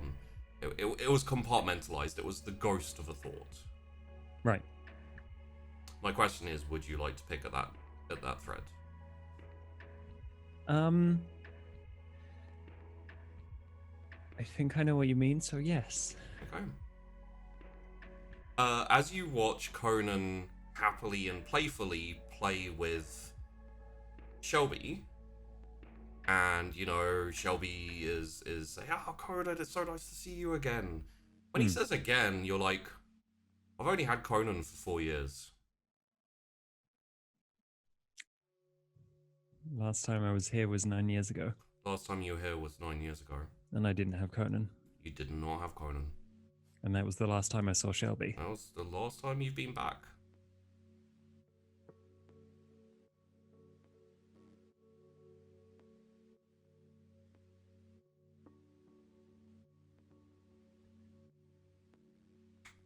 Also, Shelby thought it was a year since he'd last seen you. Fucking...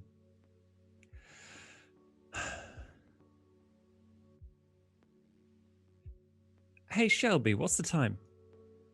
Like 5 p.m., 6 p.m. maybe? How did you get in if it's sunny outside? I have my ways, you know? Oh, okay. Yeah. He's like, he kind of like slowly, like, actually, I'm not even gonna do a strength test for this because I know who will win. He's like, actually, could you, I would like to get up now, Conan, please, if you don't mind. He can't get up. Conan is on top of him, like licking him, and you know. Okay, that's interesting. 5 p. What? And what's the date? My watch is broken. It's like 2019 or 18, maybe. Maybe. Are you? How come you don't know? I don't really keep track. It's not something that oh please, that's my eye. That's now. Oh, he licked my eye. Cassius, he licked my eye. Oh no. I don't really keep track. Could you? I would like to get up. You know. Oh, of course. In a minute. Okay. And when was the last time you saw Conan? Last time I saw you, I believe. Well, no, I didn't bring Conan last time. Oh no, because you came with that lovely girl Tess. No, I meant the last time before you left, to go away. Before I left 9 years ago. Yes. Do I need to incite that? I can roll if you. Yeah, I think just for the sake of it. Yeah, is that wits? Wits insight. Oh, you got a success. Oh wow. So did I? Would you like to re-roll that? You will win on a draw, but you know, the more successes you get, the more insight you. Honestly, you know Shelby pretty well. So yeah, you can tell he's being evasive, or has maybe realized he put his foot in it, something along those lines. Yeah. Shelby, how can you possibly know Conan? Because I met him, Cassius. But he's only been with me 4 years. I didn't have him before I left. I don't understand what's going on here. Are you sure about that? Yes. Don't try to make me doubt myself. Right. Well, you know, like there are.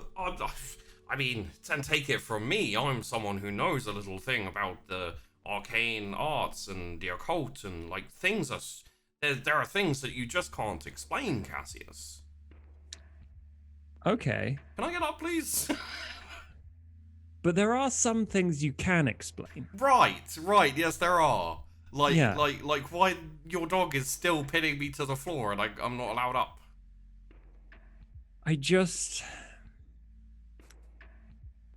There's a lot of things that are outside of my control at the moment. Okay. And I don't want to let go of the few things that are. So please, don't fuck around with me. Right.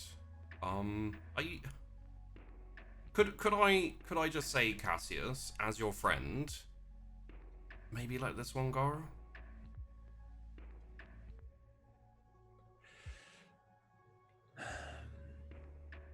I can't tell you anyway. I made a deal.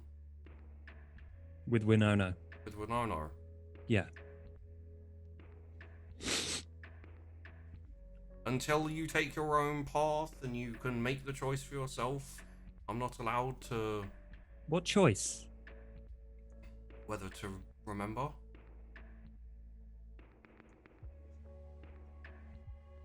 I beg your pardon?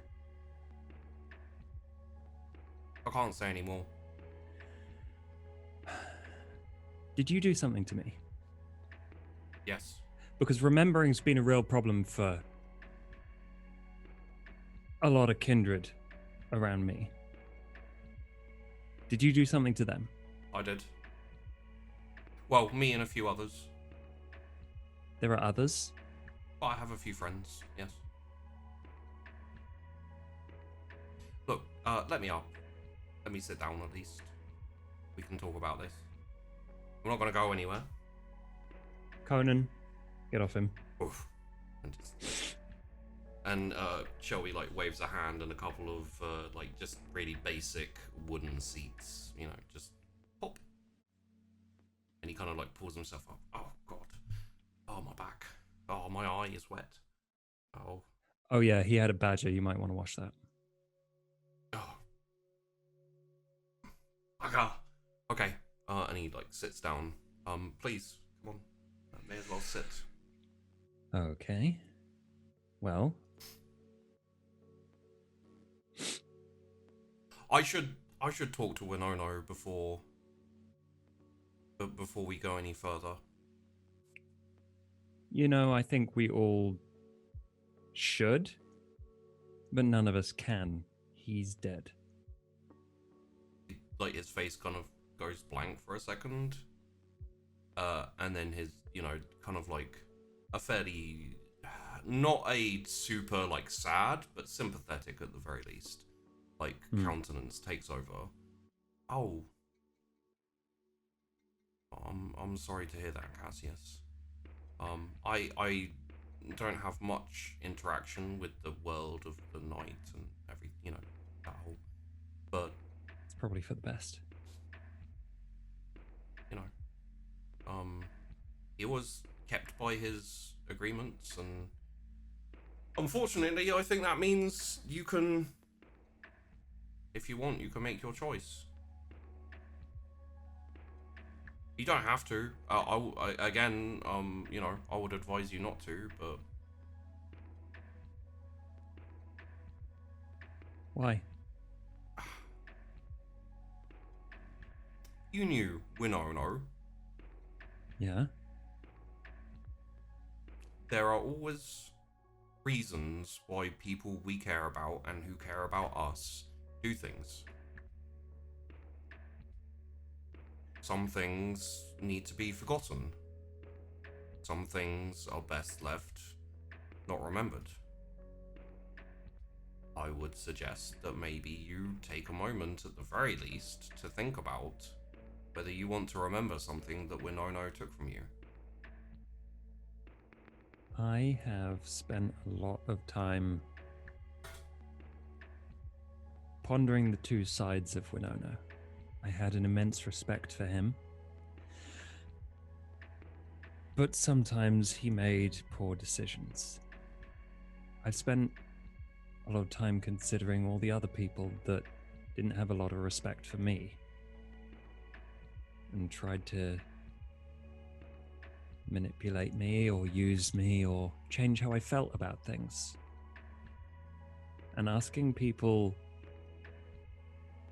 to give up something of themselves, whether it was good or bad, is not their decision. And at the very least, he had the empathy to give me the choice.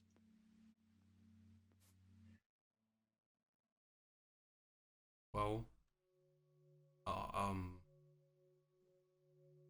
it's up at this point. My agreement with Winona was that while he was still here, while he could still look out for you, I was not to return what I took. Well, what we took. And now the choice is yours. Will it affect the Nosferatu? No, that is something separate. That is, I did that a few years after you'd left.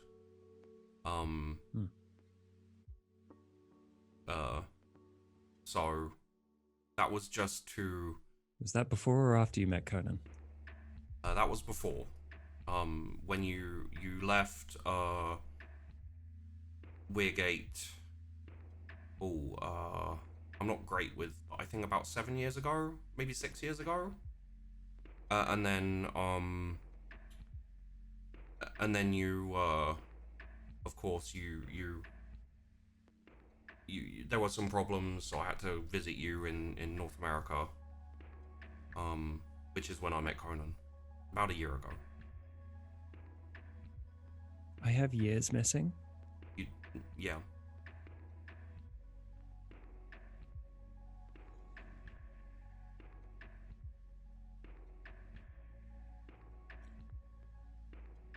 You better have the information on that blood I gave you. I do. It's not human, but it is human. It's from someone maybe 30, 40 years old when they stopped being human. That's the best I can do for you. We couldn't really tell exactly what. There seemed to be some kind of strange, unfamiliar work on it, I guess, is the way you describe it. We don't really understand it. Do you know much about Kindred? A little. It's not my area of expertise. The only ones I've met are, your friends and Winona, and I don't have much dealings. There's this thing that we can do where if we feed someone our blood, we can make them empathize with us. Oh, At the very least. no, I'm aware of that. That would different. That would have still come up as human. You know, we would have got the markers of human but extended lifespan, unnatural occult source, like that type of thing. This is more like a pseudo human maybe, or something that's human but also not human, and there's like some strange like weird changes made in the blood, which doesn't really make any sense. Like someone was messing with the blood. Someone messed with their blood. I think like so, yeah. intentionally. Yeah.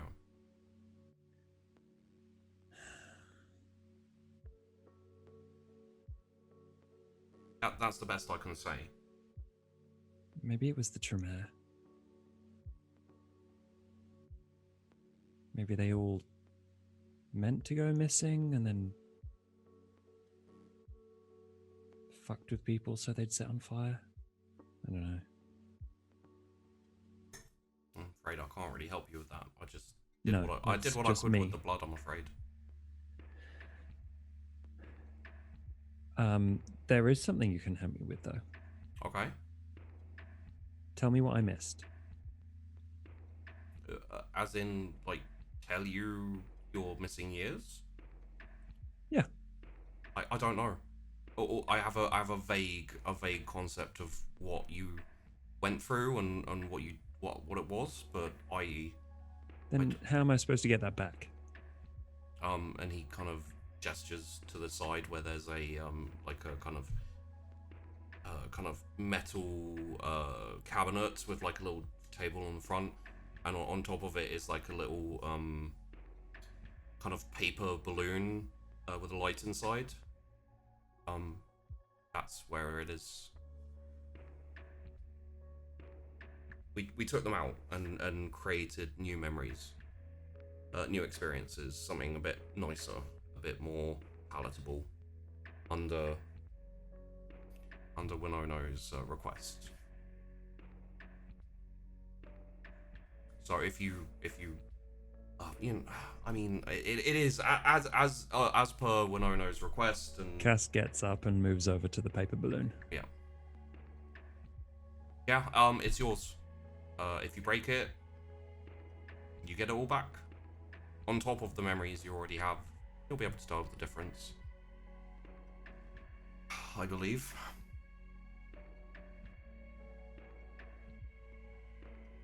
Will I remember Winona differently? Maybe a little. As I said, I don't know the contents.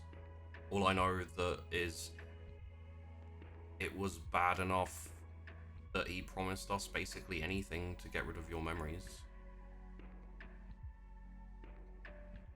I pick up the paper balloon.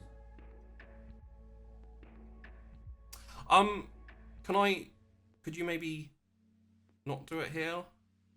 There's a lot of expensive equipment, and after you pick up the balloon, the metal cabinet disappears, and it's just literally those two chairs in the... Hate mages. Sorry, it would be, if I can advise you, it would be best to do this somewhere quiet, and I could make you a space for a bit if you'd like to step in. Looks around empty warehouse. You don't have enough space? Well, and then he like puts his hand out, and if you look, there's a door, and there's a wall, and then yeah. No, I'm sort of done being in other people's spaces right now. All right. So thank you. But I think it is time for me to leave. Roll me an intelligence resolve, please. Okay.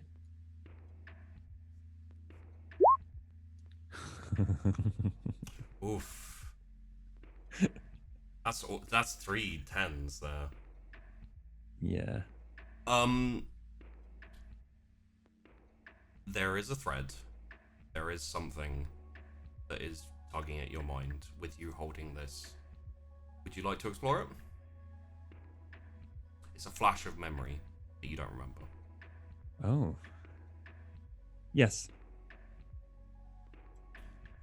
It's you sitting on a hill in Weirgate. I sort of do remember this from the dream. Except for it was daytime during the dream. It's Yeah. it's nighttime now. And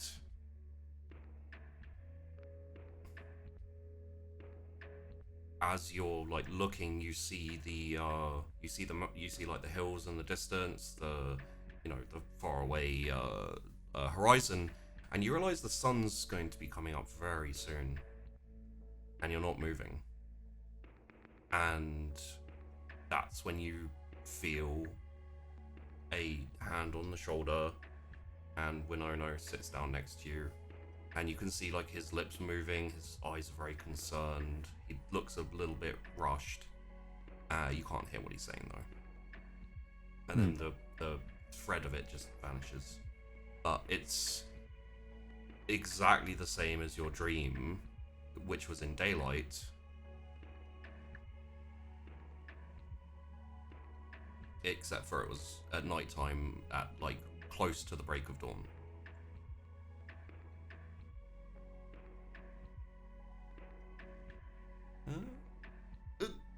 There we go.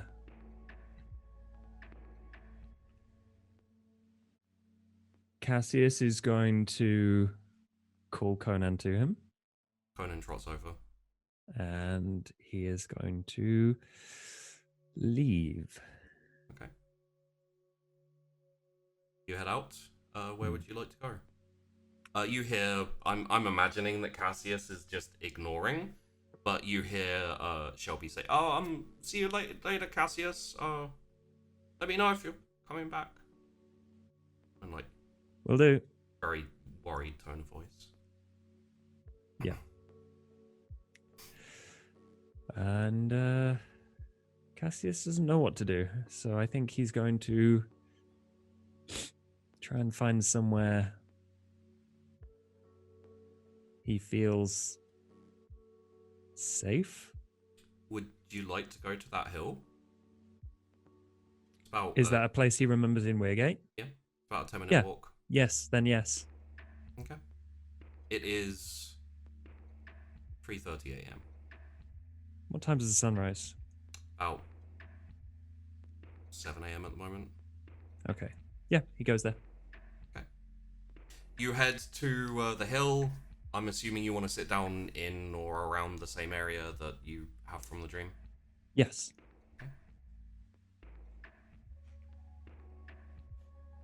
Conan is... Do you want him sitting with you, or do you want him off? He wants Conan with him, yeah. wandering? Okay.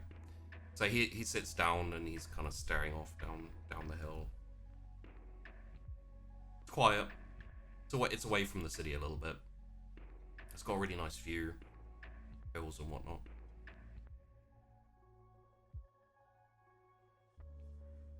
I think unless he is disturbed, Cass is going to sit there until he sees the orange of the sun begin to rise. Okay.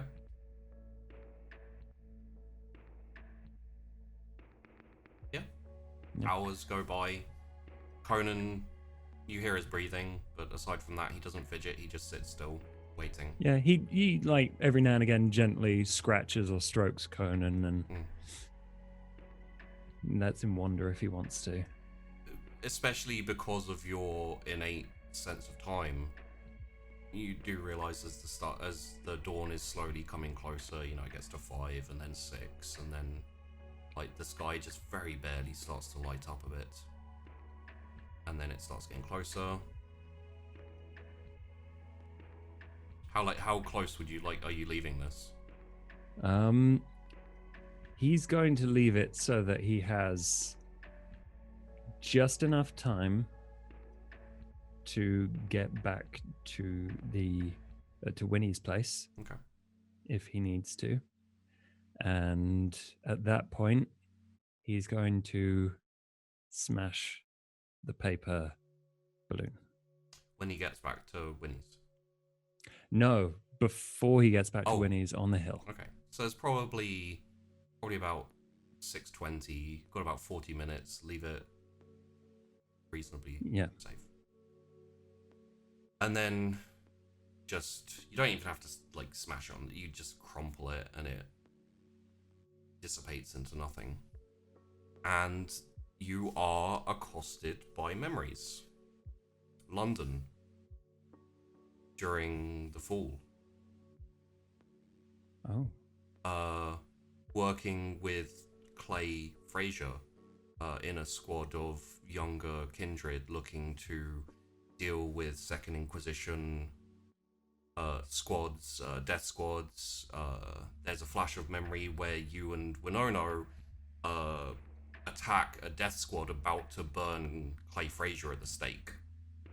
Winona, this is the first time you realize that Winona can use Temporis, this time power, as he ages one of the inquisitorial agents horrifically so quickly, where he just crumbles to dust. He just ages and mummifies and then crumbles. You see strips of skin peeling away from Winona as he's doing it.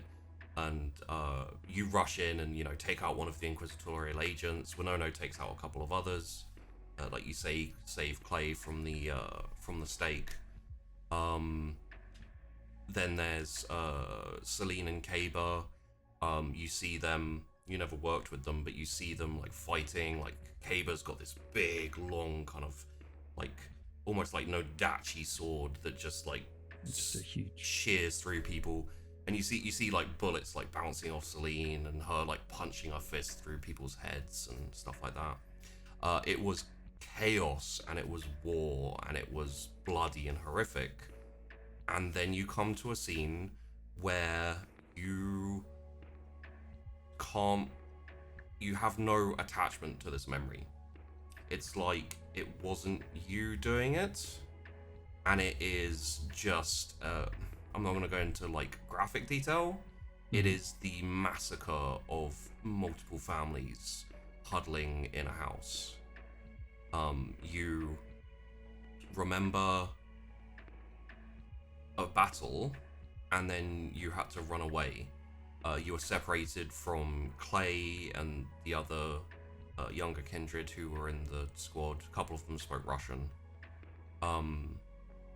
And you ended up hiding out, terrified, because, there were the boots and the people, doors were getting kicked in, houses were being burned.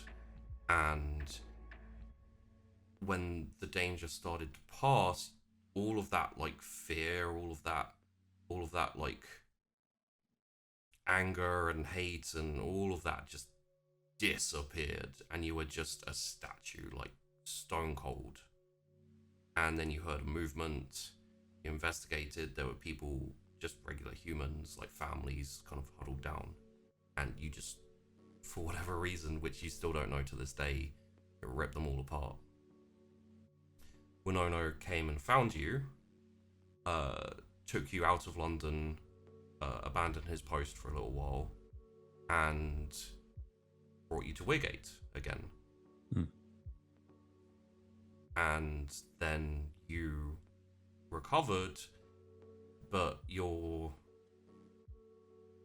the feeling you had of that memory, it was repeating endlessly, like a film loop, like a GIF in your head of just this, killing and the murder and that cold feeling, you just didn't care. There was no. And Winona explained to you about the true Bruja and your heritage, and how it's dangerous, and how he wasn't expecting you to get taken a hold of by the stone, the cold, that quickly, and he apologized, and he said he never should have brought you to London.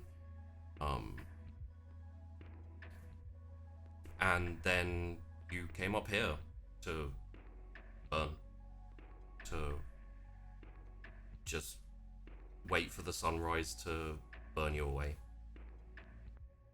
And that's when Winona caught up to you and found you just before the sun broke, realized that you weren't going to be able to continue with how he would like. And he asked you if you would like to forget. And he did force you home. Like, you were resistant and you wanted to stay for the sunrise, but he forced you home to talk.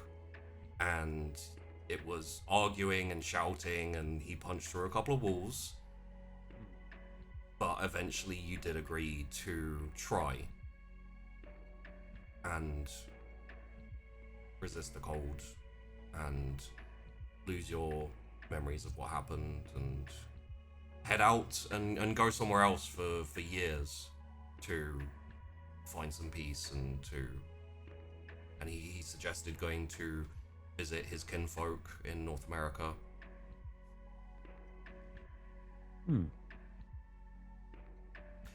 Just for the record, these memories are things that you experience, they're not things you feel. The memories that you have, in actual fact, probably feel a little bit more real than the ones you're regaining now. Okay. Would you like to end here? Yes. Okay. So, we will carry on with this at another point.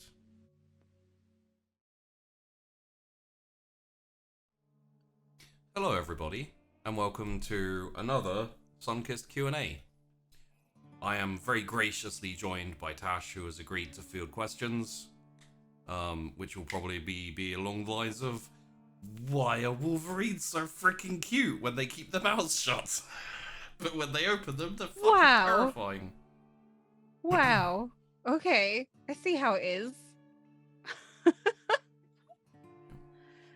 But I will answer questions and shout at Sheepy occasionally for you. No, I will That's what... answer questions and get shouted at. There you go. Hey Tash, why does Sheepy want to fuck with all of you? Because he is a motherfucker. Wow, fair enough. We all agree to be in this bloody campaign. It's good though. It is good. We're all like, why does this happen to me? But it's because we love it so much. And he loves being mean.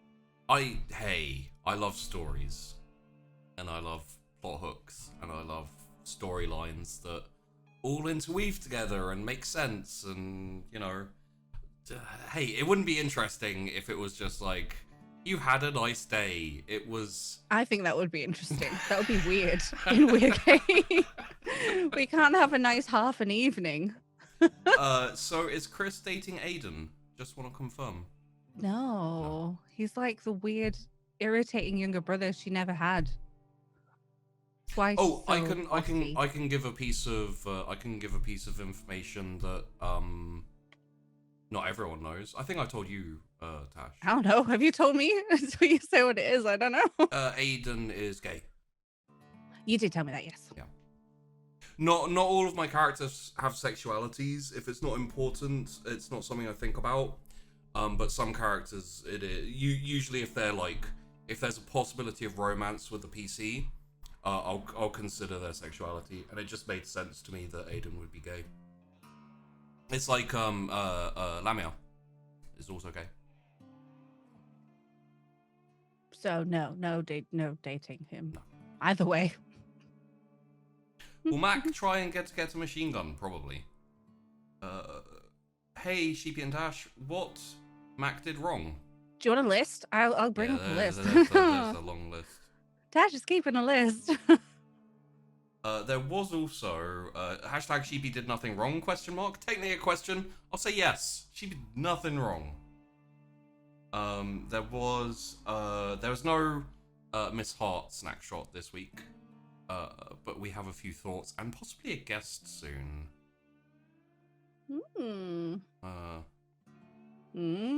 Wait a minute. I can tell you who the guest would be, and you'll know. Yeah, who, and then I will figure that out. PG. Okay. Secrets. Tess had a very good session. Lamia is going to get complicated probably, but what's on life? There was a question for you. If someone asked Tash a question, but I can't find it now. So if you could re-ask the question. How big is Weirgate in terms of size and population? It is probably on par with it's like Oxford, Hull, Reading. It's like a city and like a medium-sized city, so it isn't massive like London, but it's of a decent size. I'm gonna pop a couple of questions in Discord so you can grab them. Oh yeah, thank you.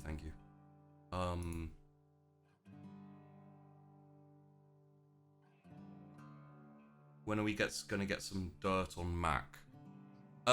Getting dirt on Mac is probably something that will be upcoming. We're definitely gonna get more information on Mac as time goes on. I feel like we've got hints though, especially when he goes to visit someone in Hopsicle. Rose. Yeah.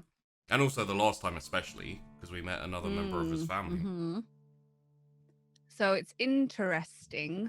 Yeah. If we look at him enough, there's a lot of hints and things, but I know what you mean. Like, there's not too much like for definite. It's like, you know, it's all theory. You know, maybe this, maybe that. So I understand what you mean. Hopefully soon. Again, it's a sandbox, so I don't really control when we get these things. Can you imagine if Cassius had gone to Shelby earlier and I'd have had to make him do that role and oof. If it was done around the same time as the Tess revelation, it would have just been a giant all the drama on top of each other. Explosions and everything.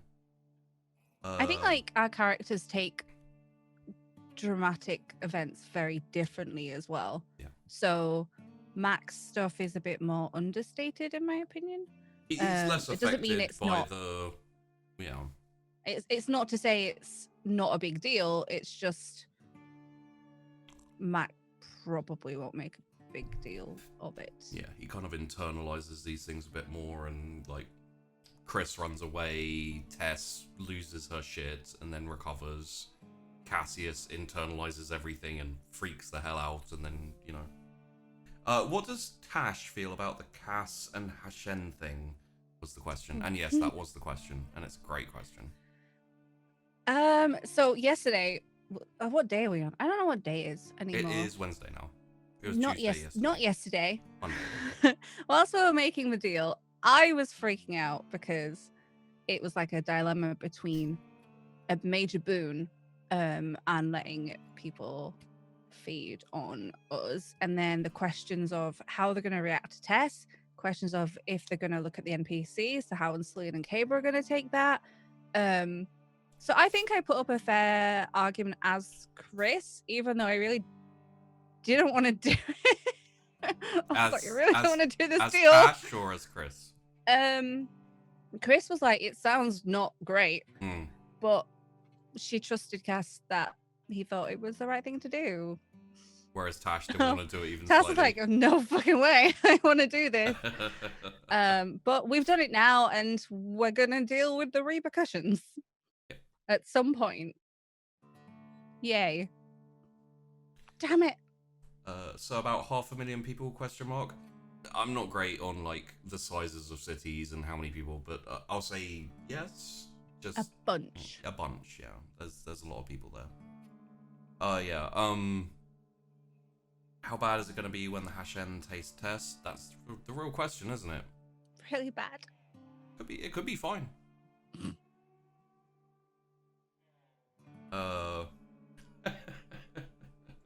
Really bad.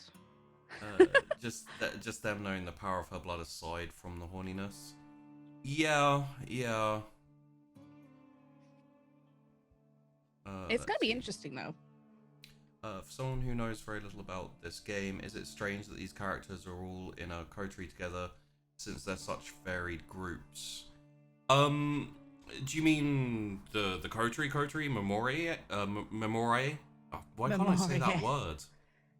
Say like memorial, but It's then Memorie, right? Yeah. Yeah. My brain second guesses it every time for some reason.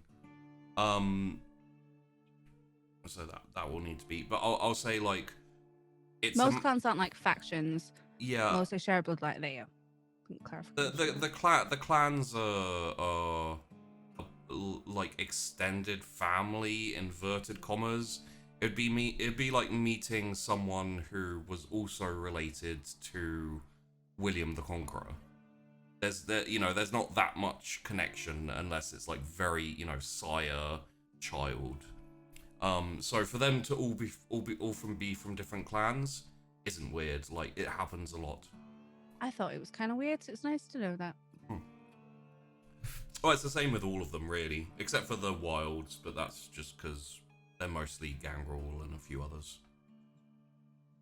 Max sometimes talk Cockney. The Chicago PI is a reality he lives in most of the time. Maybe. Again, that's secret Max stuff that we can't talk about yet. I have theories. What happens to everything that Tess eats and drinks? It's important. We on the brink of discovering vampire that poops. Honestly, it's one of the things I have not thought about. You know what? It all gets absorbed into her blood. All of it. She uses so much energy, it's required.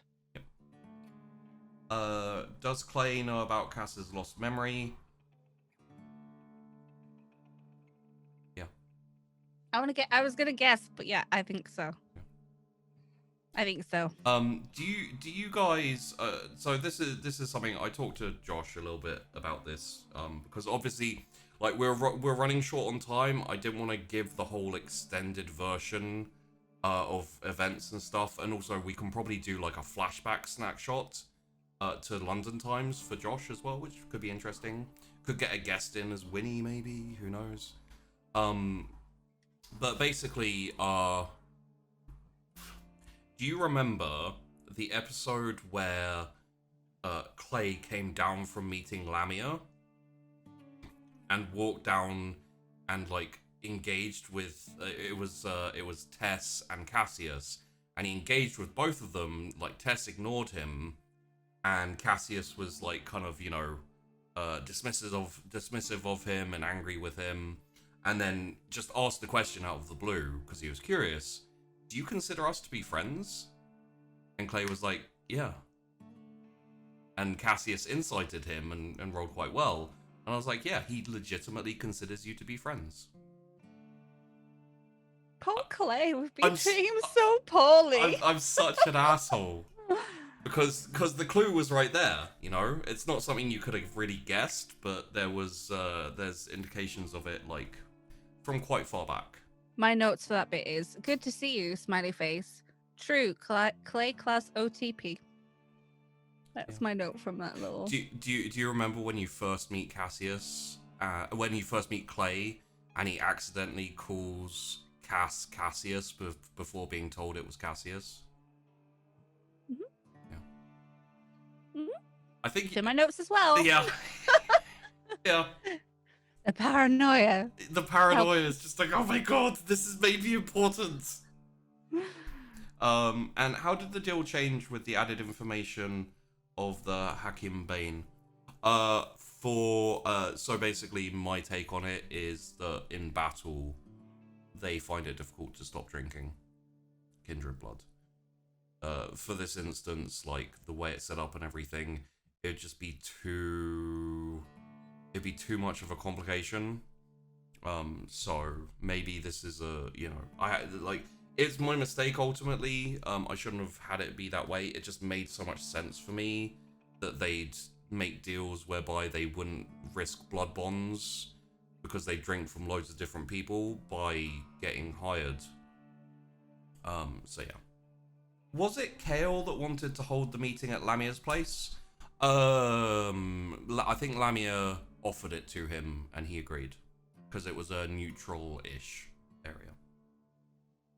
Most clans are like factions. Okay, so I'm still catching up with chat because a lot of chat was chatting. Now you have to think about it, sheepy. Yeah. So that's why her blood is like horny juice. Wait, why is her blood like horny juice? Did we? About the Hashen. I think we were talking about the Hashen when talking about them drinking Tessa's blood and how that's gonna not be a problem. I'd imagine Clay knows. Yeah, Clay the hero. Clay is Bay. Clay is a real bro or nice. Good to see you. True Clay Cass OTP. But that also makes some implications as well about Clay investigating Winona. Because when he saved us.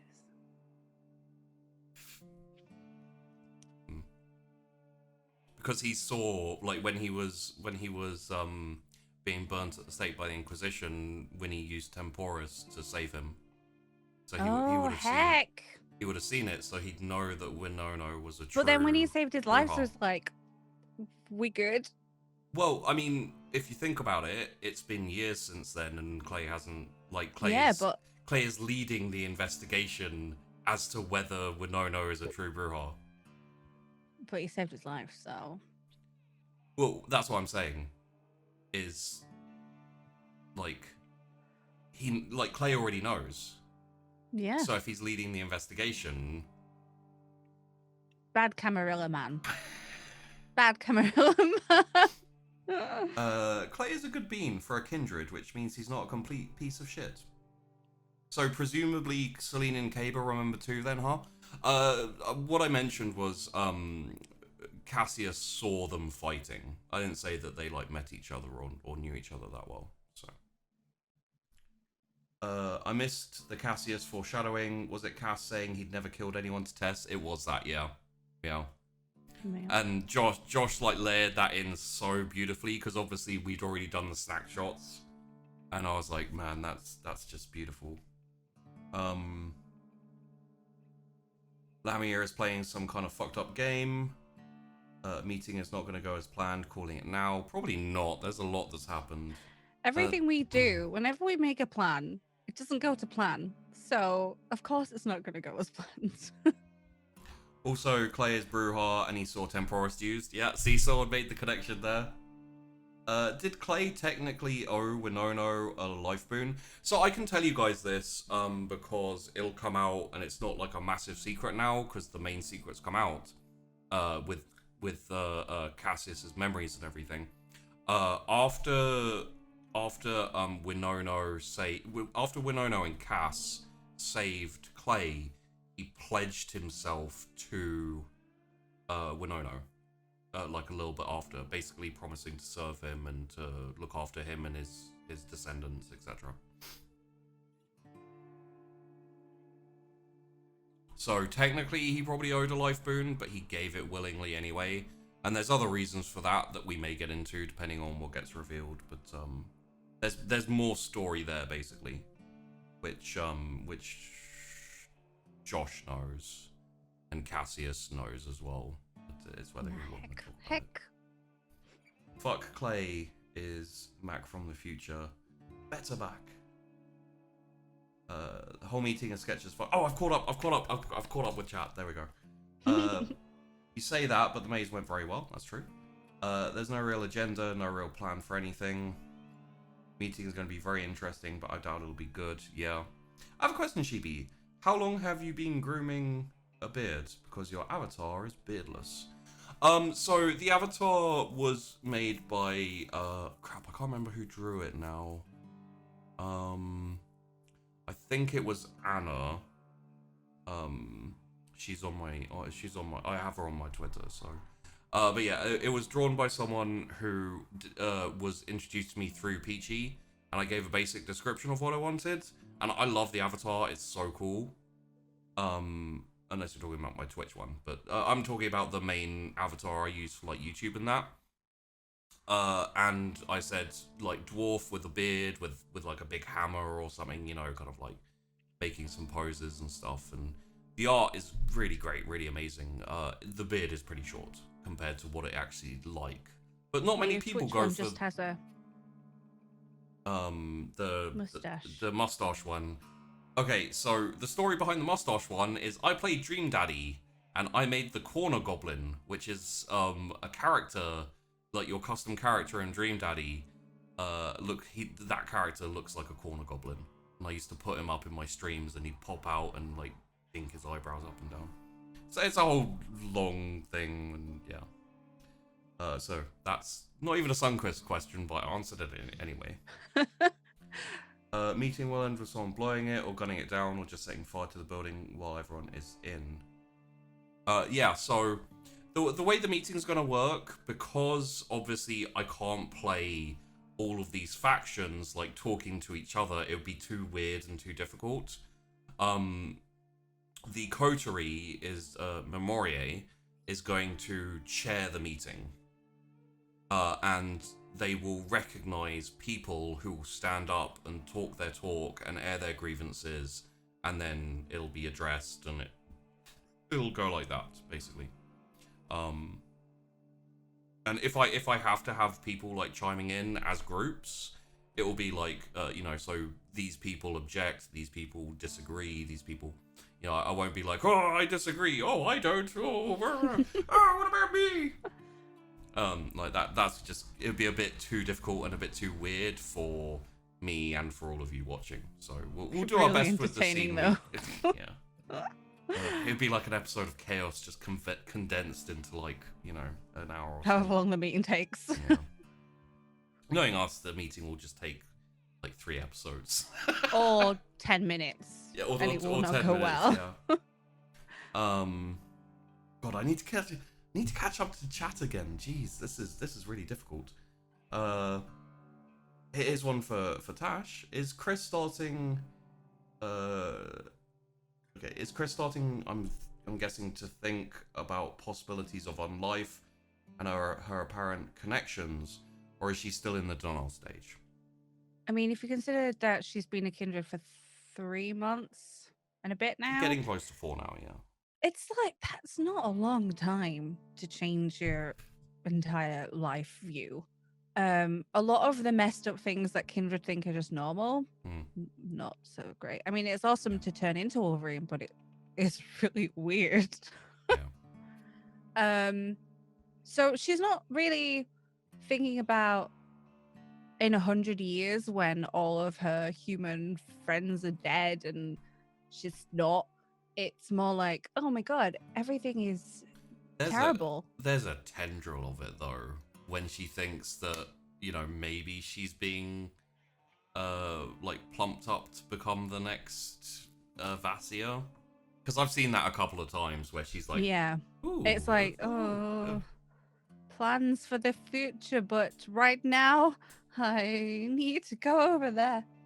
Yeah. Which she could probably do with pondering that some more.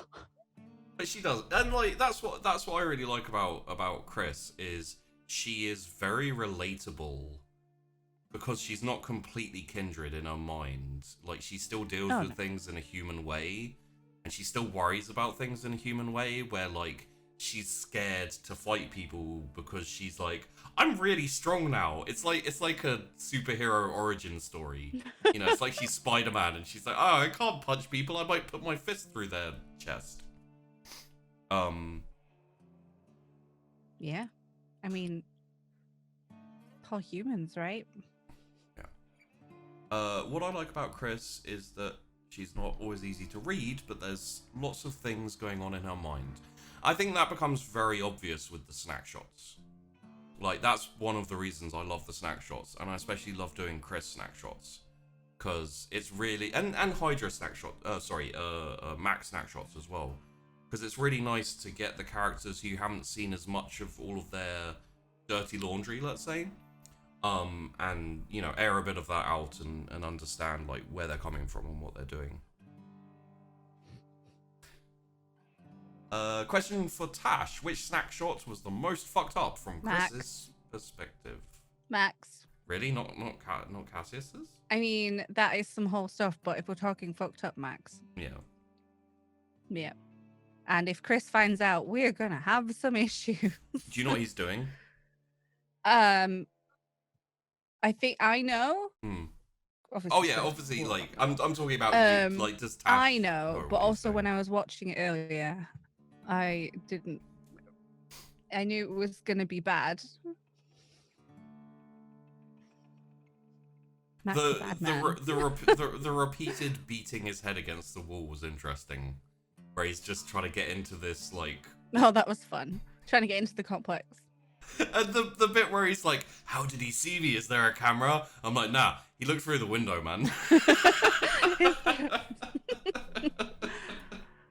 Yeah, so Mac's a bad man, and probably don't let Chrys know any of this ever. Yeah. It's my suggestion to Hydra. Oh yeah. Does Conan get to come to the meeting? I'd say yeah, probably. It depends whether Cassius wants to take him to the meeting. Question for Sheepy. Why is Mr. Hung handing out investigations on jobs he arranged? Because the investigation is also a job he was given, and he has to arrange. He's neutral. He gets twice the money if he gets paid for both. Yeah. Like, he just sets people up with jobs. He has no like interest in like what's happening in that. So, and for him, Tess and Mac aren't connected or related at all. He doesn't know their friendships and their affiliations. So he's just giving jobs to people who fit the bill for the jobs. And Mac was like, I need an investigation thing. There is a fairly rich person who's willing to do stuff to get their car back because Tess didn't check in the car. She just took it. Oh dear. If war breaks out after the meeting because reasons, will the coterie go on the offensive or stay defensive and try to wait it out? That's probably a question for Tash because I'm not really part of the coterie. I think it depends on how it goes wrong. I have a guess. My guess would be that the coterie would go on the defensive initially to make some alliances and to get people on side. Probably they'd go for the Old Guard, the Wilds, and Kale. And maybe, like, Nathan Fortuna if they like him. So it's interesting how that plays out, but it'd basically be the South against the North. Pretty much. Yeah. I think that's fair. Yeah. One of the things I don't mind saying is I do want to go as a Snackshot as Chrys to see the wild to sort of reinforce our friendship per se. Yeah. There's no real bond there, but yeah, there's a possible bond because Castor liked Chrys. It's because she's so endearing. And Castor, if they had a leader, it would probably be Castor. So. Oh, incidentally, I had an idea for one of the people I'd like to get on as a guest, which is Pumpkinberry. And I want her to play Andromeda. Grumpy Andromeda who eats bugs. Right? She didn't eat, but she ate a bug accidentally when she was running around as a hyena. But I think it depends on how it goes wrong and how badly. Oh yeah. I can answer this one really easily. Sunkissed and Chaos Lost crossover when? Never. No. Never. Never. Oof. That would kill me. Because something went wrong and he needs investigators? Yep. Would Chrys name her tail? Out of character, she doesn't know that it's going to disappear. Well, she knows it's going to disappear at some point, hopefully very soon. I know when it's going to disappear. Why would she name her tail? Yeah.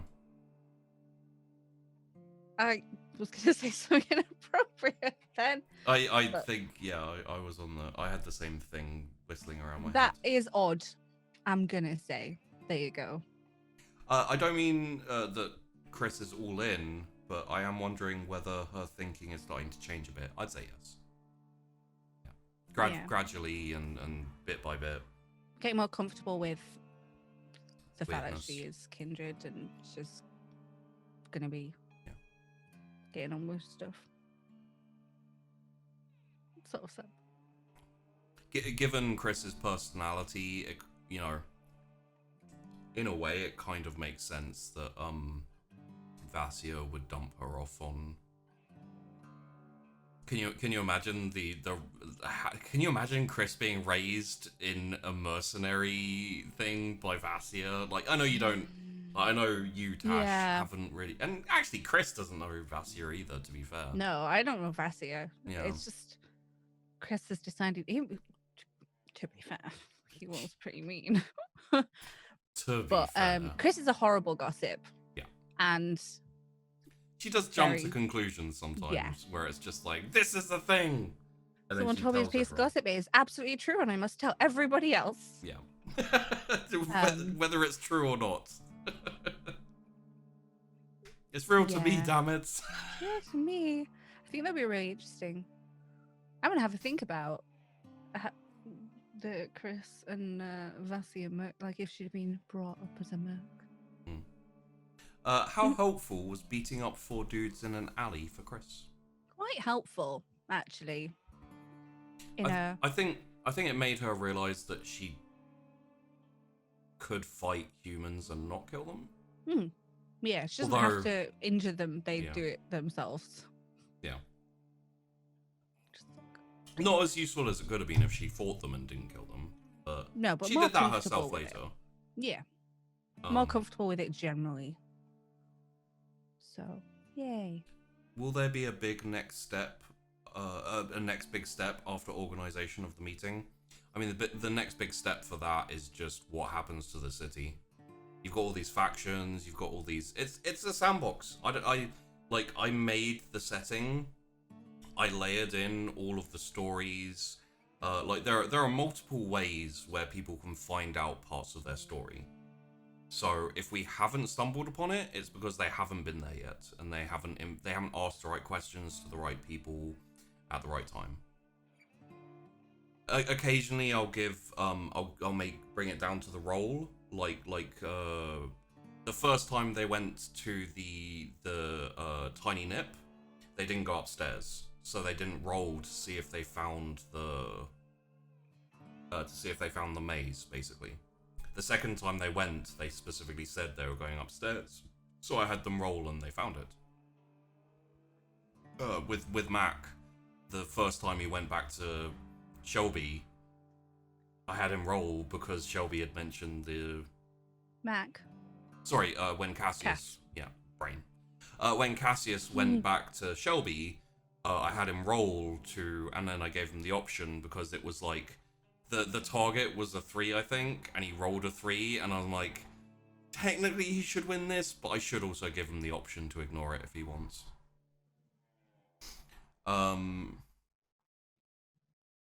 That time Mac was getting beaten up? Those 4 dudes. Those 4 dudes, yeah. He's setting himself up as a white knight, is my guess. Yeah. Mac's interesting in some respects. He'll beat 7 shits out of the thug, saving Christine. Possibly. Tash, who the is Julian Flax? Julian Flax. I'm going to say it, and if you have followed the notes along, you will know this also. A while ago, when Winnie interrogated the human he caught from the Carricks, he spoke about being hired by someone who walked in the daytime, but also seen him feeding. I had asked, as Chrys, Kafka to find out who had hired the Carricks, and ideally where they were. This was a long time ago, and Kafka brought me back the name. Julian Flax has fled to the court, which is another faction that we have not met as of yet. You have not yet met the court. And that's another thing is, if they'd have gone into Sunnytown, they probably would have met the court.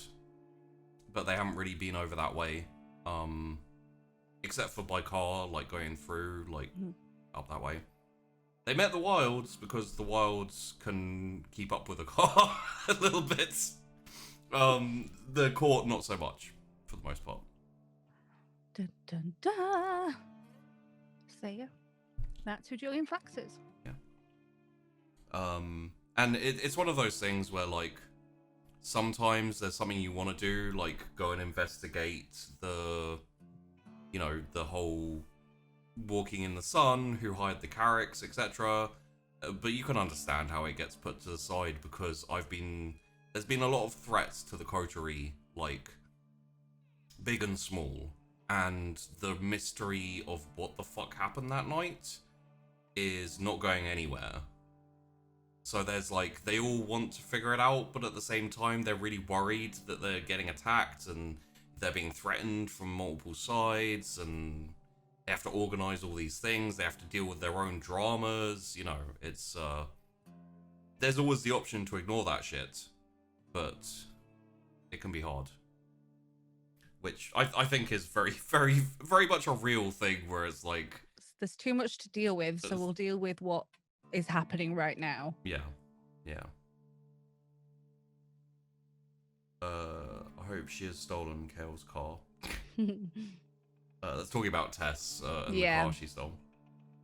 Mac did everything wrong from a mortal perspective. Good Kindred mood. But I do worry a lot about how quickly Mac will start losing more humanity. Yeah, it's a possibility.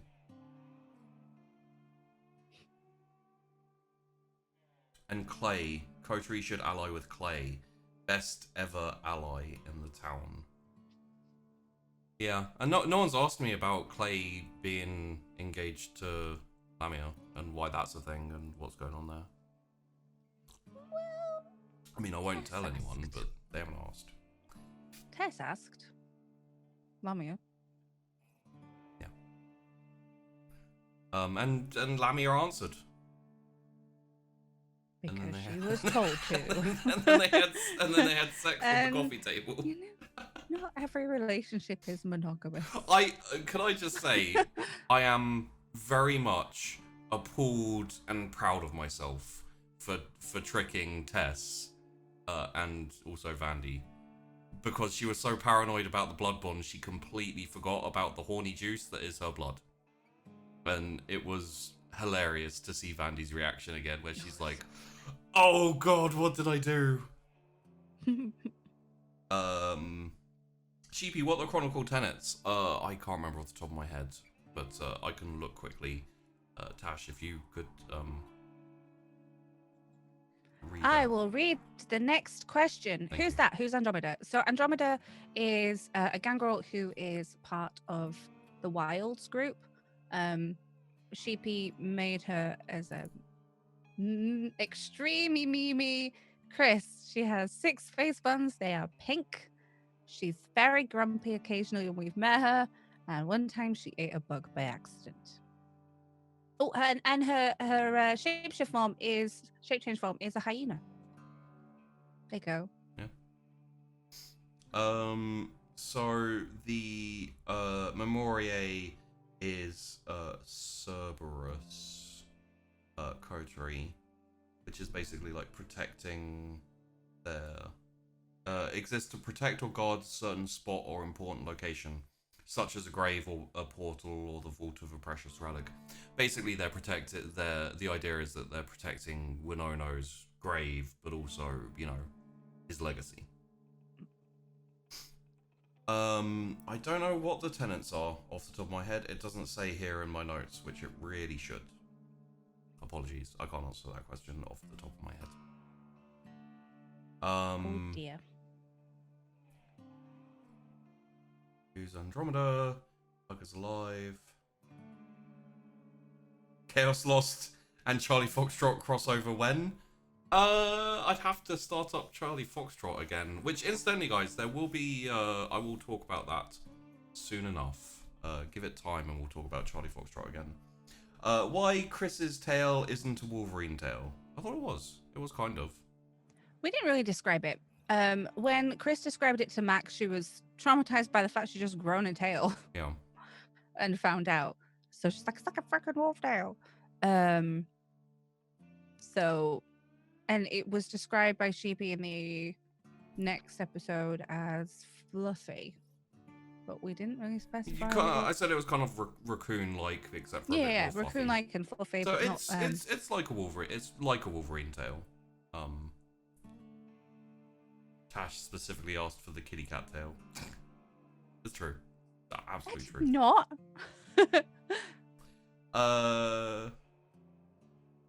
If Sunkiss don't mess GP up any more than he already is, yes, please don't mess me up more than I already am. Vassia has a very La Sombra view of parenting. I'm sure we'll find out at some point.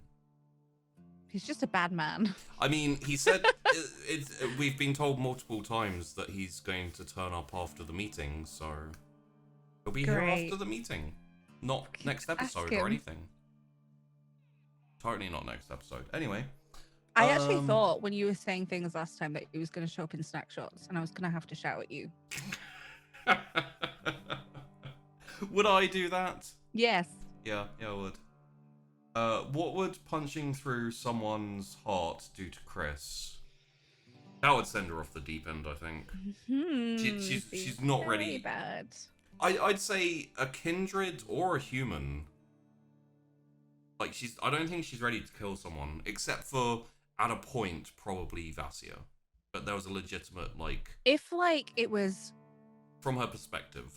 if she was fighting for her life, Yeah. or if it was Tess's life or something, then yeah, She'd probably be it hesitant. would still be but yeah, it would have to be in the moment, and the- it would still be long-reaching implications. But yeah, the problem is that she went through a lot of very serious martial arts training, and part of the martial arts training is that life is precious. You don't use your martial arts to hurt people. So that's partially ingrained in Chrys, I think, which is why when she gets all this power and she's so much stronger and dangerous, she's immediately I'm never using this. I'm not gonna fight people. Shit, I could put my So yeah. Would Chrys beat Kaber before the meeting? You don't think Chrys could beat Kaber? depends on how the dice fall. I think yeah, it would depend how the dice fall, but I'd say Celine and Chrys and Kaber and Chrys are reasonably evenly matched. The problem is Yeah. experience. They'd probably use tricks, and if they're fighting Chrys seriously, like the tricks that Kaber used. Yeah, feints and they'd probably go manipulation a lot more into Yeah. that. It would be very dependent on how Chrys picks it all up. So But- theoretically, but I don't have a plan to fight them beforehand. Well, one thing I would say as well is they're not the kindred they once were. One of the things I've tried to layer in there is that anyone who was in London during this kind of whole time has been a bit fucked up, and if they survived, have been a bit messed up and a bit changed. I think that came across in the snack shot with Chrys and Celine and Kaber. I think it did. Yeah. Yeah. Yeah. And now we have Cass to look at. Oh, the court is a faction. I thought it was the prince's court. No, the court is actually a faction. They are. Have I said where they are?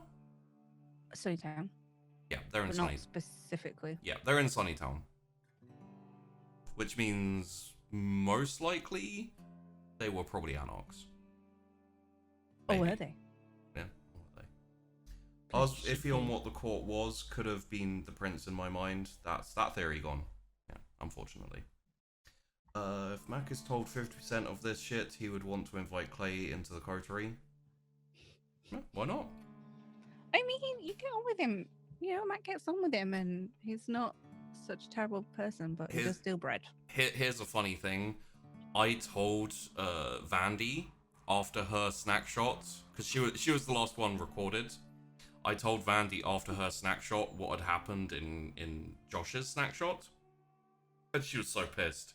She's like, "Oh my god, no!" And Josh was the same. At the beginning of Josh's snack shot, I said, "Who would you use the Hashen against if you had the choice?"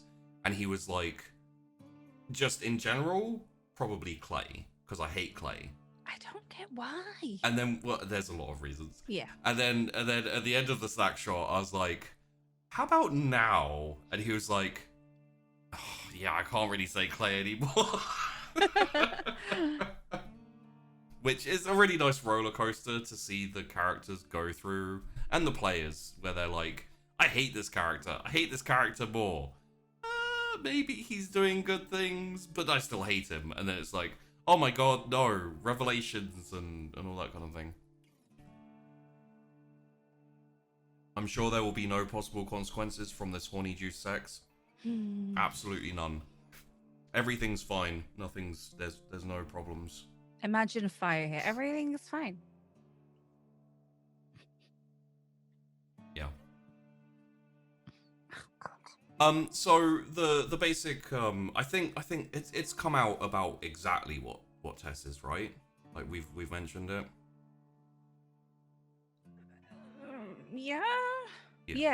Yeah, because people have been theorizing. Yeah. Oh, Dad. Wait. Yeah, so Tess and her dad's side of the family, or her dad, are both were creatures. I don't think it's come out exactly which were creature. No. I technically speaking, I don't mind saying anymore because I think it's been said a couple of times accidentally and it's like slipped out.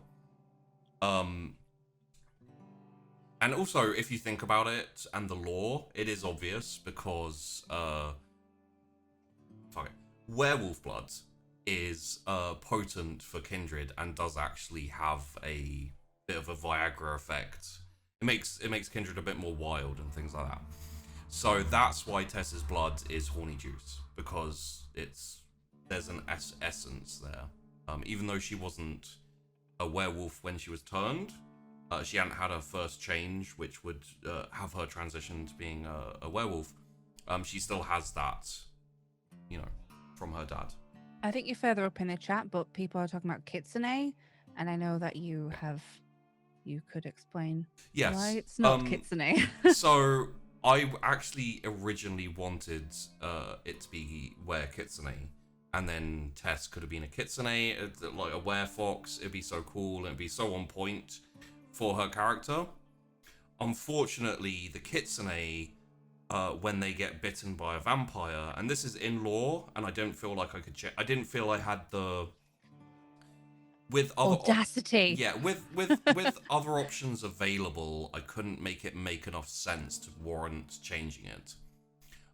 Whereby if Kindred bite kitsune, they basically burst into flame and die. So Michael would have bit Tess and then died, and Tess wouldn't have become a Kindred. So it was kind of hard to make that work. I have a feeling the Clay Talia engagement has more to do with the whole older Kindred catching fire. I wonder if the prince isn't just having a Kindred society experiment. Could be, and it'd be good that'd be a good setup for a sandbox, because there's no like big bad guy. The prince was just being a dick. And it's just like, well, now this is how it is.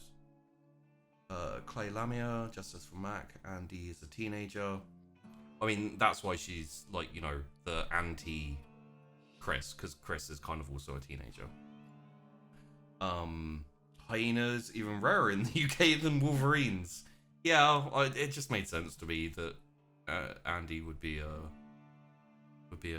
hyena. I don't know, I like it.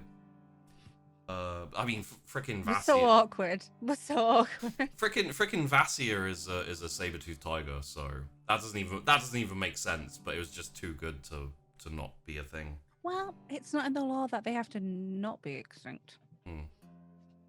I mean, there are in the lore there are were creatures which are basically dragons and dinosaurs and stuff. So see, I'm still haven't got as weird as some of the lore. Like some of the extended lore in VTM, well, in World of Darkness. I don't mean coterie type, I meant the chronicle tenets in regard to stains. Oh, never mind, I thought you misunderstood. Okay. I'm got really far behind in chat, I think. he's trying. Keeping Weirgate cut off from the wider world, must have plans. Also Toreador, but it could be some sort of beauty. Yeah, there are scattered about some very important Toreador. The prince is also a Toreador. Very fancy Mostly, town, isn't it? well, mostly it's because Sheepy needed a reason for him to be in the countryside and not care about the city. And Toreadors are very much like, oh, beauty and art and whatnot. So he loves the countryside, so he doesn't care about the city. CF is Charlie Foxtrot. Yeah. Big fluffy cattail. I said it was a big fluffy cat-like tail, but like bigger. I think I compared it to Vandy's cat's tails, because Vandy's cats are massively fluffy. Very different from a cattail. I think we're here exactly to mess Sheepy up. Thank you for that. Kalima. I still want to know Shelby's craft or tradition. So in Vampire, mages are so powerful that they don't really have they don't have the spheres and the crafts and you know, specifications. They're just super powerful beings that can do shit. So I'm trying not to make Shelby like an all-powerful god and be a bit more human and have limitations. So he does have limitations. There are things he can't do, but he does have some significant power as well. And depending on how close him and Cassius get, Cassius will have access to some of that power. It's the same with all of the NPCs that were backstory characters and merits and, you know, like contacts and stuff like that. Let's see if we can catch up, shall we? Loki feeling that this whole crisis was arranged for the prince's benefit, with them fully aware. Don't do crimes. How old is the prince as a rough estimate? The prince, I think, I have it down. Let me just ferret that out. Tash, if you can see any questions. Yep. Chaos says it also teaches a lot of self-control and discipline system reference to Christian martial arts. So she should be able to keep herself in check. Should is the correct word there. Should is the right word. She's still a young'un. She's been turned into a freaking vampire. It's weird.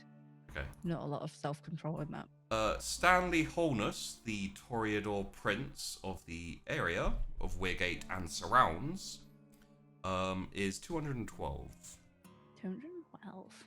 He's an older. Is there a La Sombra in the city? Have you guys not figured it out yet? Tash, you know, right? You know of at least one. Mm-hmm. I think. Oh, okay. Mm-hmm. Like immediately after Elthane's like, well, there's Sheldon. The shadowy individual. Yeah, and also from Kafka. I think the thing that gave that away was him saying that he'd given up a lot to join the Camarilla. It's kind of a nod to people who know the law. Yeah. But, you know, it's just saying, Miss Hart needs some serious opponents, like a mini boss before fight with Vassia. I mean, Celine and Caber are proper combatants, so yeah, it's true.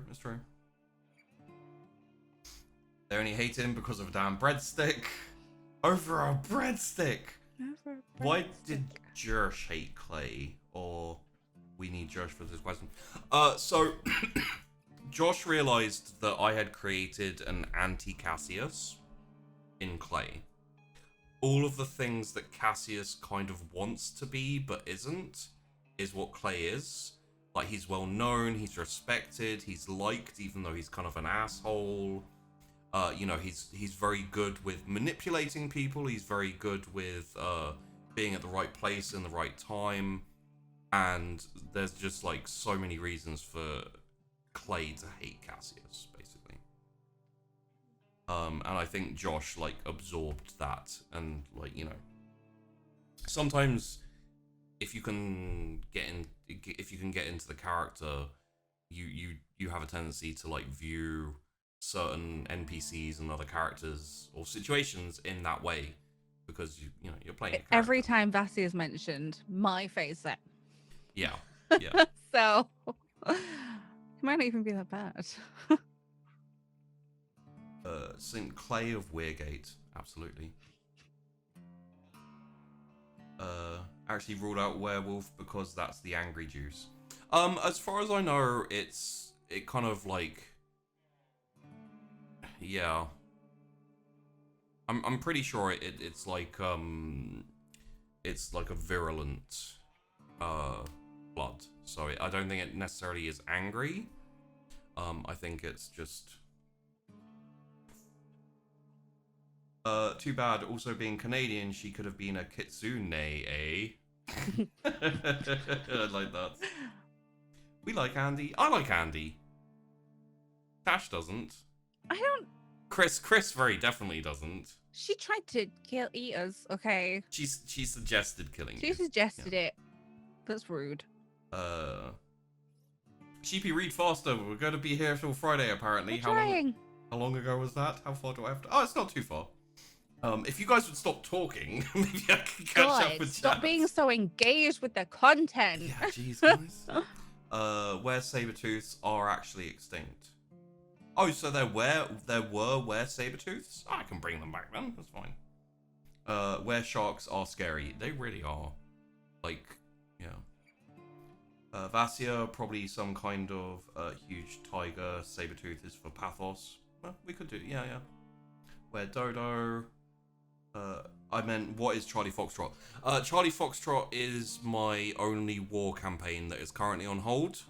So 40k, Imperial Guard, and there's a lot of cast changing. Like every 2 weeks, the cast changes. And it's like a big campaign and a whole lot of stuff going on.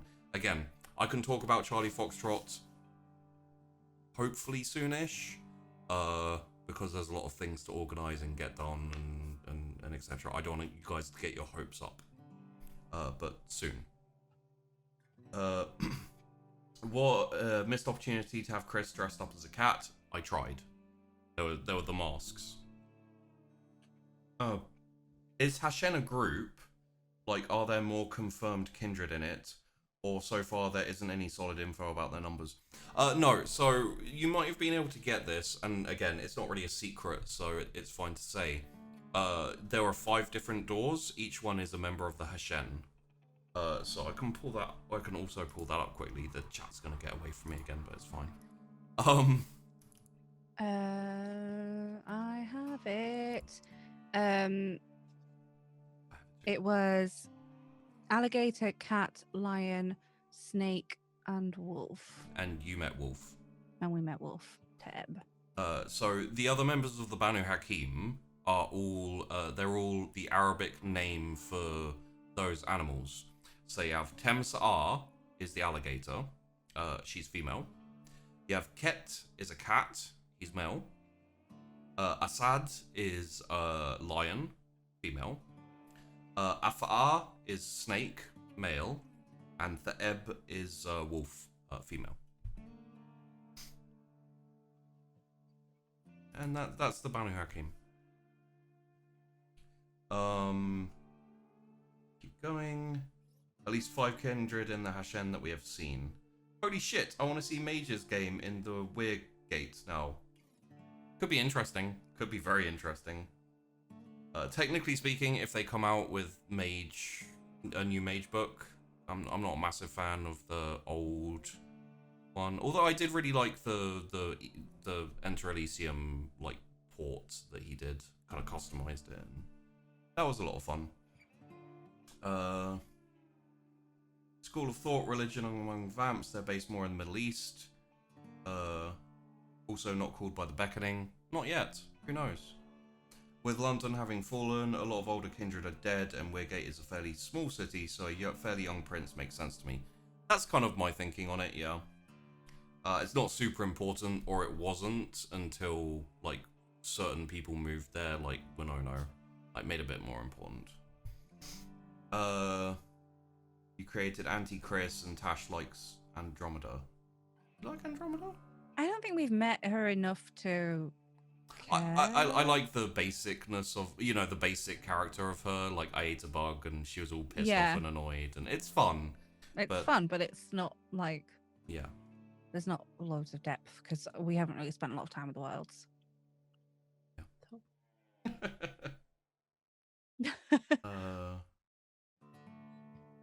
PH, but I mean, more specific in Weirgate, is it real deal or one of kindred or clan using reputation? I don't know what that is about. That must be in terms of the Hashen. Oh. I think. The Hashen are Banu Hakim. That's their clan. The faction, the like group they belong to, is separate from the Banu Hakim. They are their own like independent group called the Hashen, which is me basing their name on Hashishin, which is Arabic for assassins. Well, I think maybe I'm misunderstanding the question. Are they for real assassins, or are they just working on the group's reputation?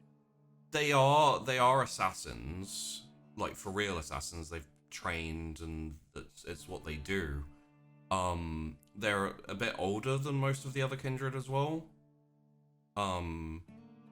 Because they only drink Kindred, so the Night of Fire wasn't a problem for them.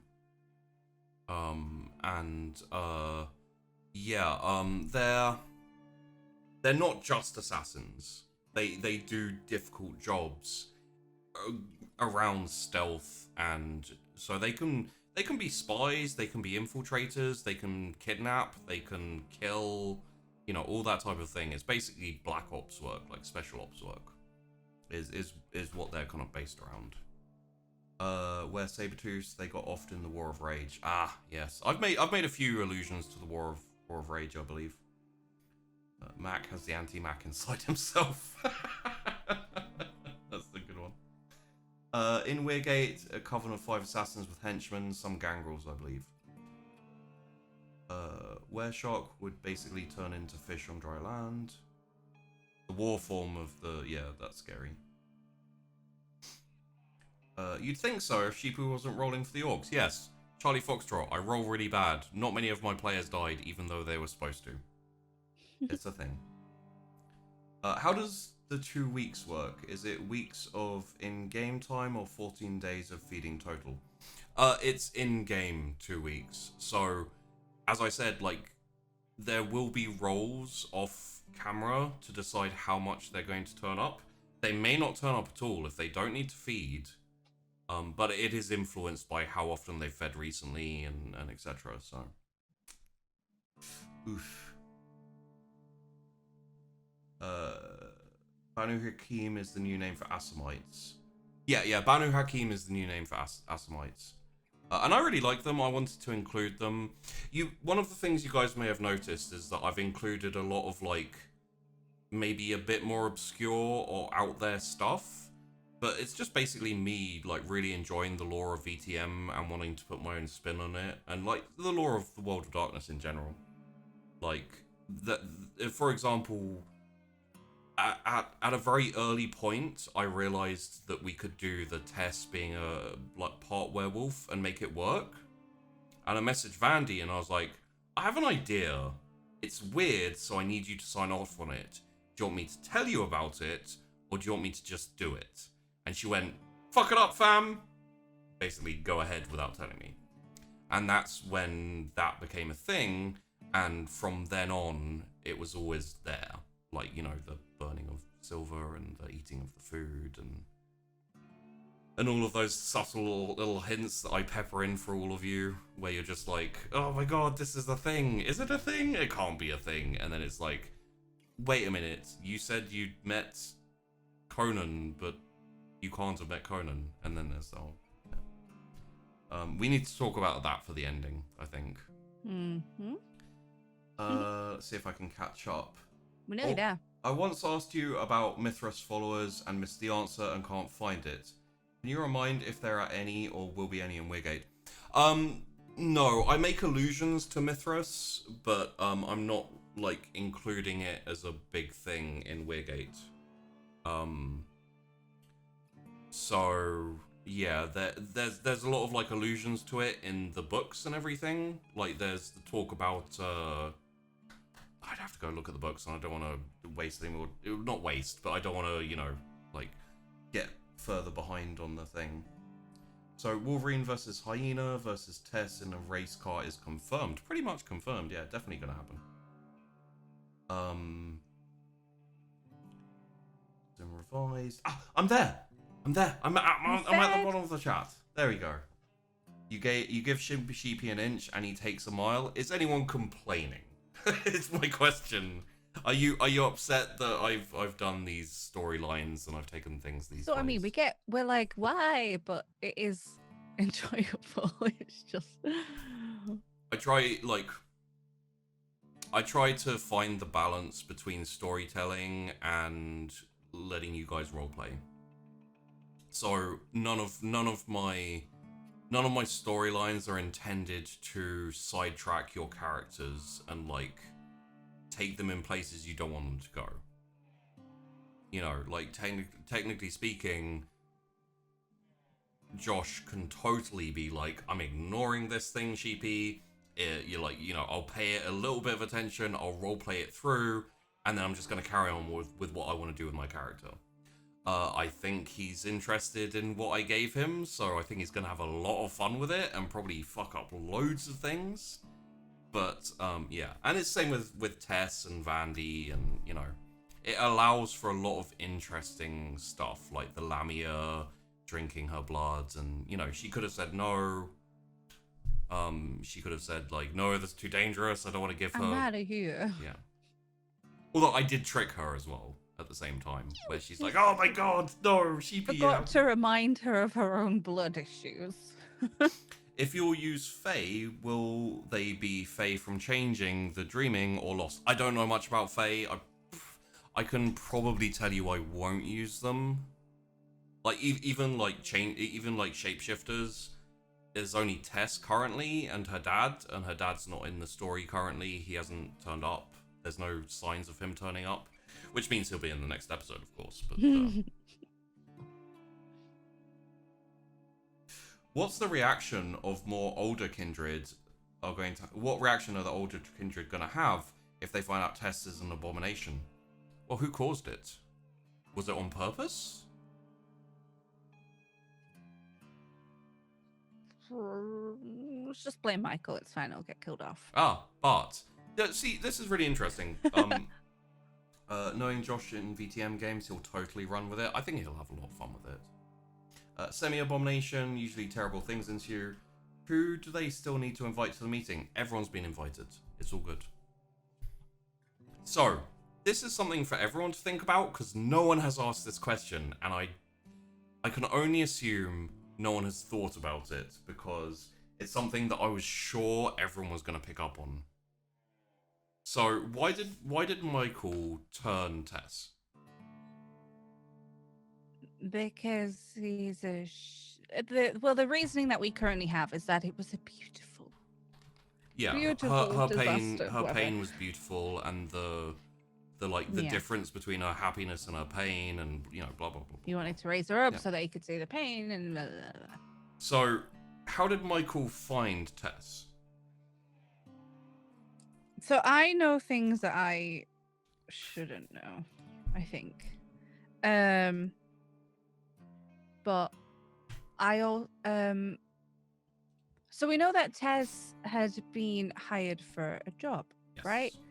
We know that she stole Michael's cars. Yes. Yeah. But we don't know who hired the group to steal these cars. Aha. And that's something I've thought about, but No, I don't know no, if yeah, it's no come one's asked about it, or like theory crafted it, or I'm like, I'm not anything. saying anything. It's just Because like we all know the place where she gets her car jobs from.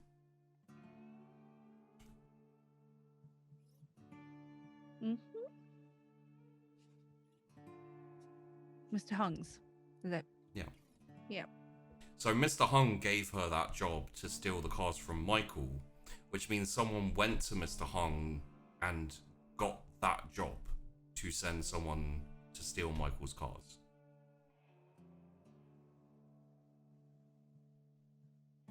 Why should she not asked him?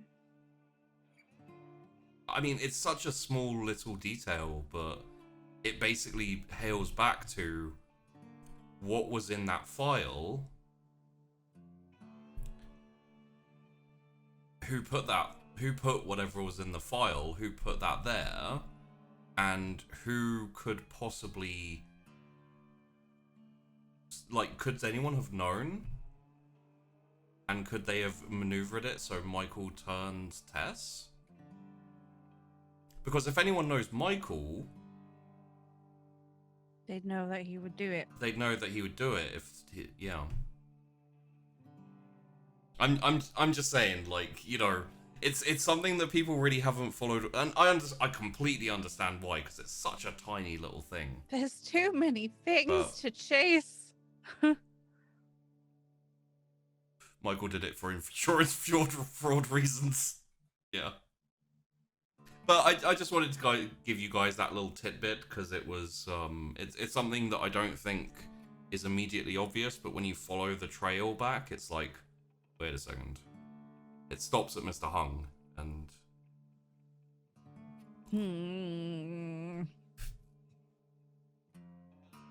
I'm just gonna update the to-do list real quick. I mean, that's the to-do list for that the coterie have. So you'd have to, because I don't think any of the coterie have wondered that yet. Michael's daughter? Oof. Can you imagine the betrayal? Yikes. That would. How many times do we need to see Tess frenzy? Because Don't you kind of love Davine though? Like, it's super fun. I'm suspicious. I mean, suspicious just of like, everyone. oh yeah, I know you're suspicious of everyone, but that's because I'm GMing and there's always twists. But look, this is the thing: is there's not always twists. Every Just time when people are nice, I'm like, no. yeah, every time you think no. there's going to be a twist, it's like, no, there's no twist this time. You think there's going to be a cliffhanger? Not really. I mean, there was, but we revealed the big reveal before the cliffhanger. Doesn't a There's only, gangrel? fun cliffhangers like Wolverine. Yeah. What does Chris transfer? It's only fun things, not like Yeah. I try not to do like really, really bad cliffhangers. Although this one was Cass sitting on the hill waiting for the sun to come up, and that's where we ended it.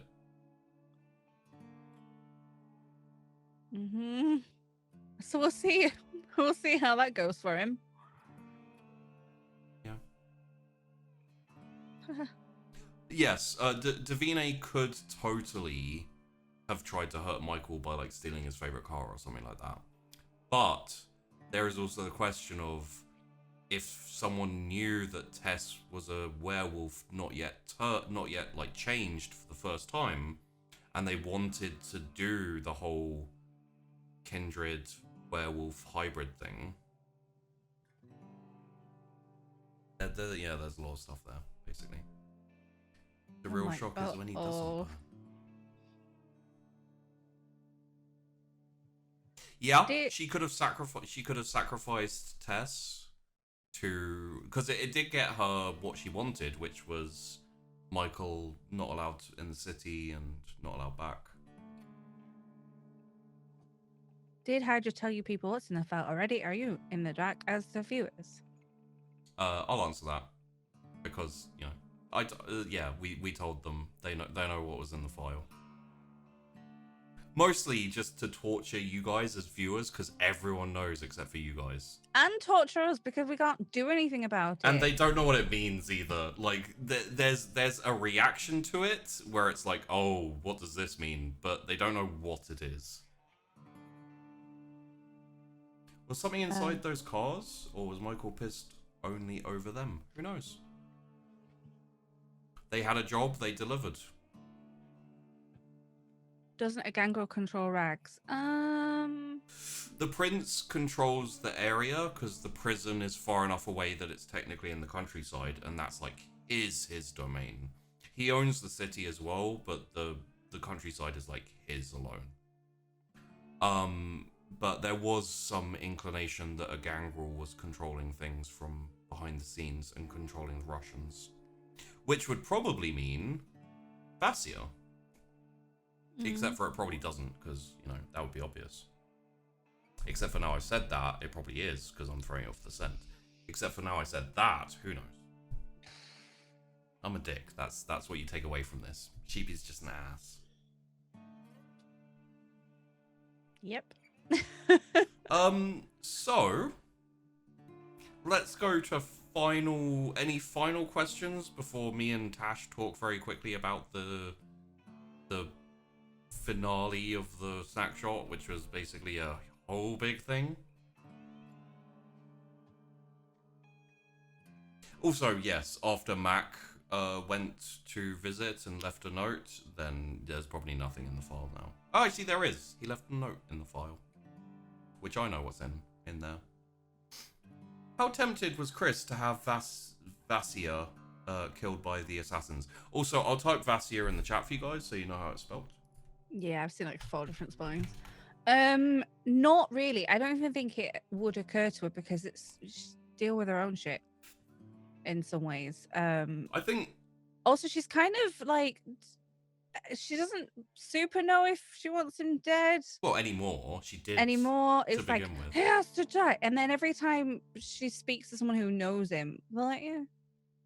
It's fine. I just wanted to put it in there so it's out there. So it's becoming less likely that he will die. I think Chrys probably still wants a rematch. Oh, he's like, we're having an orgy, but she's not gonna hire assassins to. So one of the prevailing theories is that Vassia is like preparing Chrys to take over, and that he wants her to beat him and kill him. What would Chrys do if that was the truth? Like, if that was how things were going to be? It's very manipulative. Huh? It's really manipulative. Irritating. And that, but incidentally, for those of you watching on YouTube, etc., that was just my question because I'm curious. Chrys obviously likes to fight her own fights. Yep. I don't think she'd be interested in taking over like his domain per se. Like when it does come to a fight, it's going to be more because of the turning and the manipulation and stuff and like proving that she can. Yeah. Rather than being like, I want all this domain, I want all this power. But I mean, and we'll see how that goes. Oh, but you did answer the question, which is, would she kill him? Who knows what message? Yeah, in that I know. Like best answer or I don't know is perfectly acceptable. Well, we spoke about murdering earlier. Same kind of lines. Like right now, if it's life and death or frenzy, maybe. Yeah. But she's not sure. Not sure. I think if Chrys killed, let's say Vampire Daddy, because they all have daddy issues at this point, or granddaddy issues, depending. But I think if she like frenzied or lost control and killed Vassia, she'd probably be messed up about it. Yeah. Which is strange because of how much she initially hated him and like, you know. She's like, he's a horrible person. He's a horrible man. You know what's funny, guys, is if you go back and watch just the scenes of Chrys talking about Vassia, it's literally like, I hate him, he's the worst, he needs to die, I'm gonna kill him. He's kind of I don't like him, he's terrible, he's the worst. He's bad. He is bad. I'm not sure. I don't know. I've no idea whether he's bad or good. Maybe he's not so bad. Maybe I jumped to conclusions. It's very unclear. And then it's like, I'm a godmother, you know, the godmother of crime. Oh, yeah. I'm gonna be a crime lord. Yeah. It's so interesting. And something that I like as Chrys as well is that she's such a hypocrite. Like it's fine. Great. It's great. Like Vassia beat Chrys and turned her into a kindred, and that's, you know, oh, it's super terrible. He's so unfair. How dare he as a kindred fight a Kine And yet then she goes to the gym. She goes to the gym and dude pisses her off and she kicks his ass. Even like pulling her punches. And instantly, one thing I did see was someone was like, I don't like the pulling of the punches because you know, like you can lose. But that's the point, is you know, like it's a risk to pull your punches, but if you're worried that you're just gonna straight up murder someone, you wouldn't hit them as hard as you could, and it could give them an opportunity to beat you. So, you know. I think they said it makes it easier for you to be hit, but that's fine, which it's a payoff, you know. Chrys shouldn't be able to actually fight Vasir at the moment, right? He still holds some bond, doesn't he? We are not friends. I think chaos means like blood bond, but no. No. When you get turned, as far as I'm aware, I may be wrong in the lore of this, but there's no blood bond when you get turned. You have to actually like drink the blood of your sire or whoever. Who did Aiden refer to as he was like, "Don't make me call this guy, fight me or I'm gonna call him"? That was you may have to remind me of names because I've said a lot. That was Kaelin, who I think we've mentioned a couple of times as Chris's instructor, teacher, sensei. To give you just a vague little amount of information on him, he is Irish.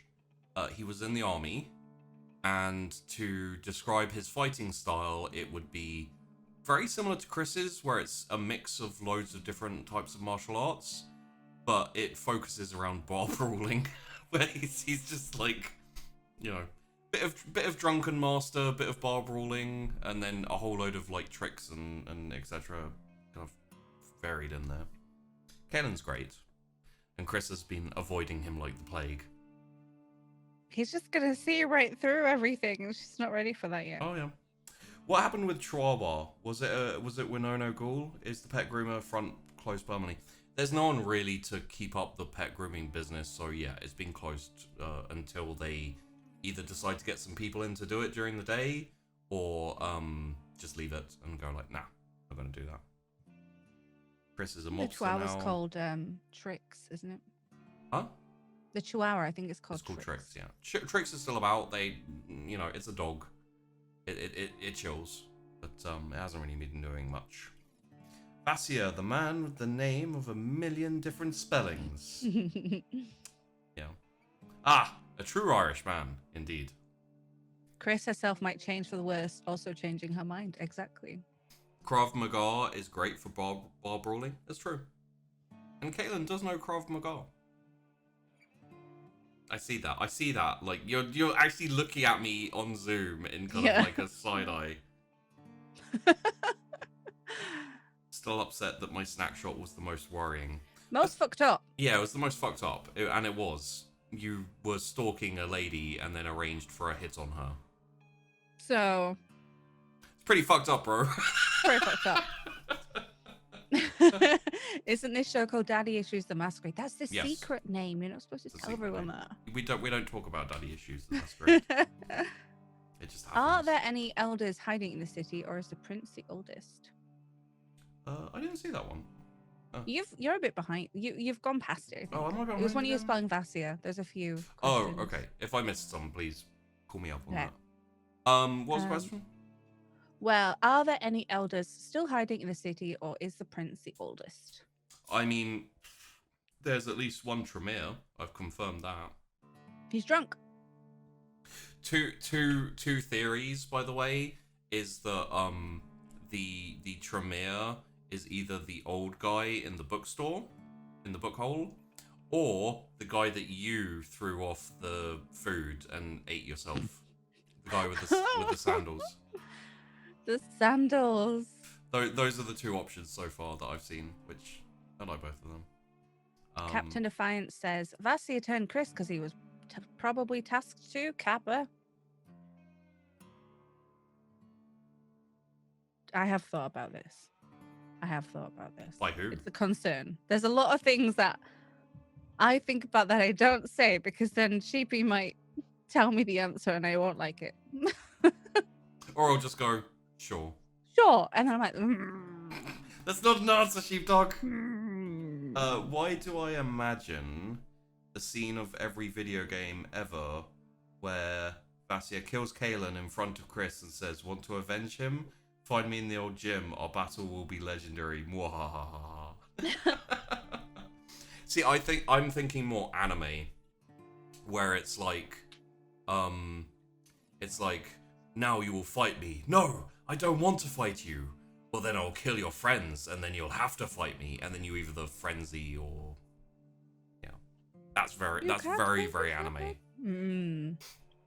How many god rays are there at night? Currently, probably about there's like 4 really strong ones, and like some minor ones that aren't obvious from a distance.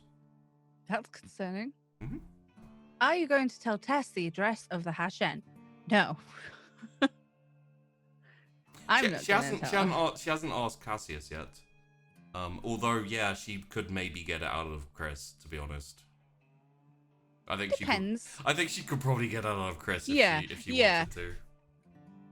I think Chrys is just not going to tell her. So, is it some progress on the drunk Khmer case? I can tell you that still only one person has been really, really close to the drunk Khmer.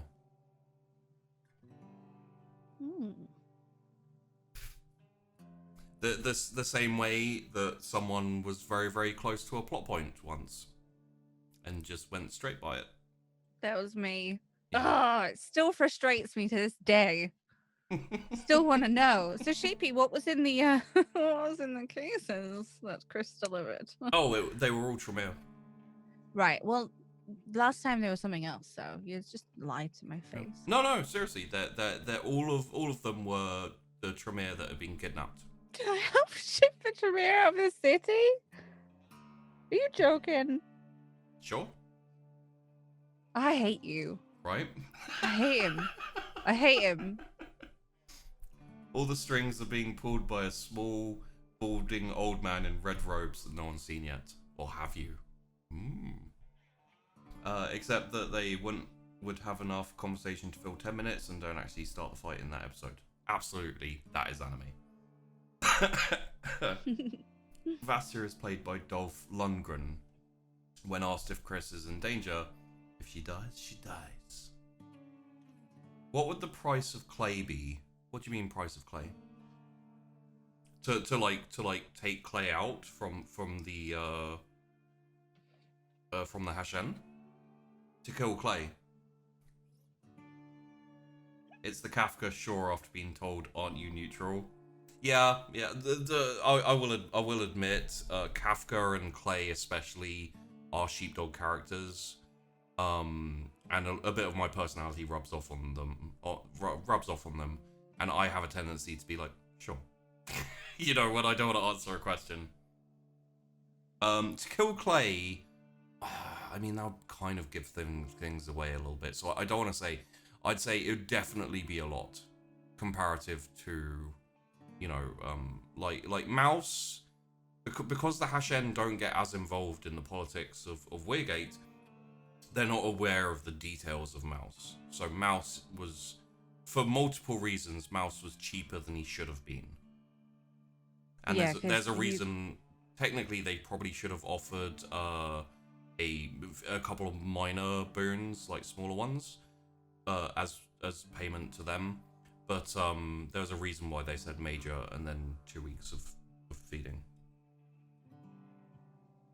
It's a pretty obvious reason, but I'm pretty sure Sheepy's telling you the truth. Just last time I he do that said it sometimes. was the vials that turned people into flamey snacks. I did. So you just never know with Sheepy. But it was actually the Tremere. For real? If you lie to me right now, I would never dream of lying to you. you would. I would. Lie right now. I could be lying, but I might be telling the truth. And how bad would that be if you smuggled the Tremere out of the city? It's fine. That's like, can you imagine if you found all the Tremere and they just said, this is what happened, and this is why it happened, and this is the entire answer. You could have had that if you'd opened the crate.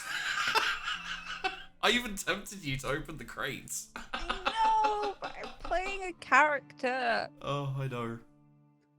What are God Rays? So the God Rays are the true faith as perceived by Mac in his Malkavian craziness. Basically, Mac can see the true faith, and the degree of faith which people have in religion and things like that.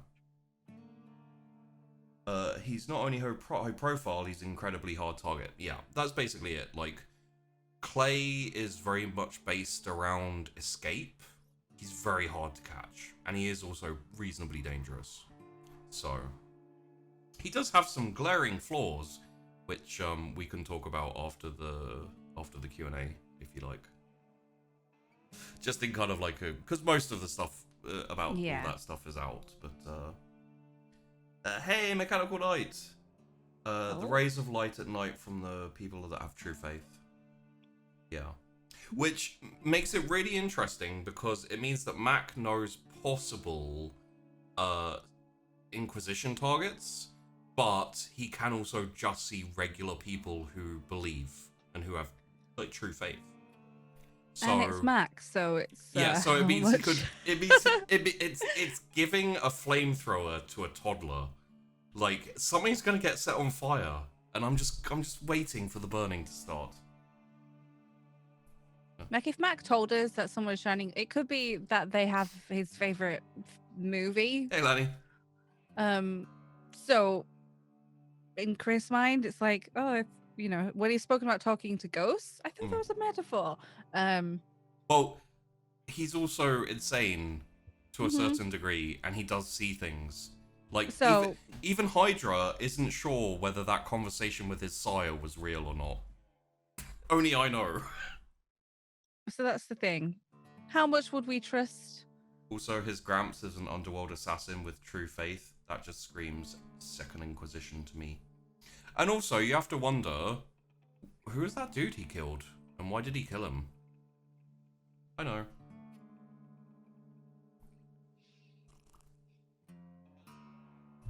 This show. So yeah, let's call, because otherwise we're gonna go on. We can always go on for hours. So the ending. Is there any because you were so kind to come on here and etc. Is there anything you'd like to question or ask, or any thoughts you have on that Cassius finale? This is huge speculation. I think that obviously, I mean, I missed snippets, unfortunately. I can fill you in on anything that, I think that Cass had already trained quite relatively far in Temporis, and one of the things that was mentioned is that it makes him quite cold. Yeah. Emotionally, right? One of the features of the True Bruja is that they have a disconnect on their emotions, and they go very cold and very kind of logical, and it's like, so the deal basically with the memory where Cassius killed those families in his lost memories was he was hiding from the Second Inquisition. They were like hunting him down, like very high stress, he was panicking, he was worried he was going to die, and then one of the families, in the house made some noise, and he's like, dangerous. Yeah. How do I deal with that? And he just went cold. Remove it. And just that's what I think. Like, he's gone into that emotionless sort of state before, and then when it got to that point, Winnie and maybe Cass have decided that he needs to reset.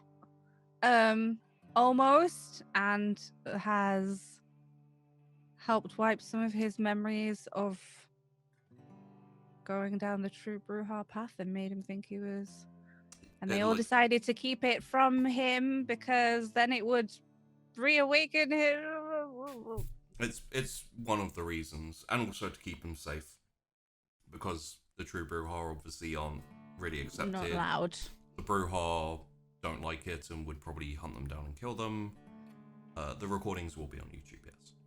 And yeah, that's pretty much about, you know, give or take on point.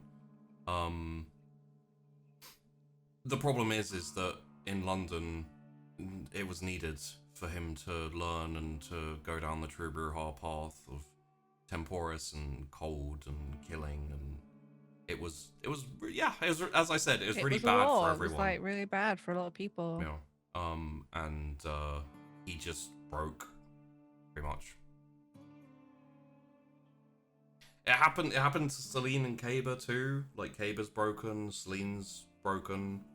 Although looking after Kaber keeps her a bit stronger than him. And Winona and Clay. Yeah. Clay, what did you hear that bit? Clay was in a I heard squad bits of it. with, Yeah. Yeah. So that's fine. Yeah. They were the way Josh put it, and I agreed with, was that they're basically Vietnam War buddies. Yeah. Yeah.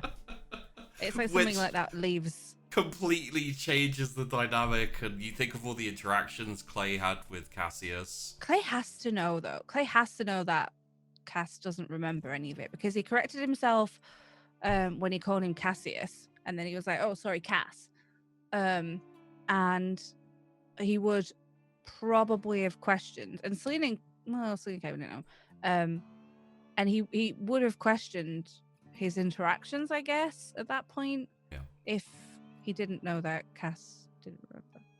No, so he's in on it. He knew. Yeah. Well, and I can explain this now because it's something that's obvious enough.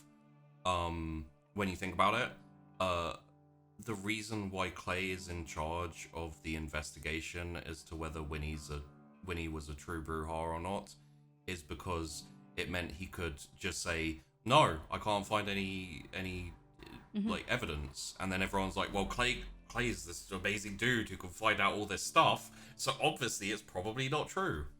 So he's basically been leading a false intelligence op, pretty much. And yeah, Clay's been like bound to Winona since the start, pretty much, like serving him, and then, you know, and that explains things like why he did what he did with the front. Doesn't explain his engagement to Lamia even slightly, but you know. I do wild speculation in my head. I'm like, this makes absolutely no sense, but could be. So, on a scale of, what was it? On a scale of 1 to oops, how bad was London ultimately? Oops. It was, you know. I don't know much about London, and it was messed up. Yeah. Yeah. Time for a change in faith. So what was this war thing? It was basically around the time of the fall of London. Winona was basically running counter-ops against the Second Inquisition, along with Celine and Kaber, and a lot of mercenary kindred from Vassia, and a lot of other kindred were like volunteered or put in it by their, you know, people who control them or whatever. Lot of death. Basically think Vietnam for kindred is what it was like. It's a pretty appropriate comparison, you know. A lot of them didn't want to be there or were forced there, or like volunteered and then realized how fucked up it was. Like Celine and Kaber were like that. They were like, yes, we will go and we will, which again explains Celine and Kaber's relationship with Winnie. You know, it's like old war friends who are just both understand the stuff.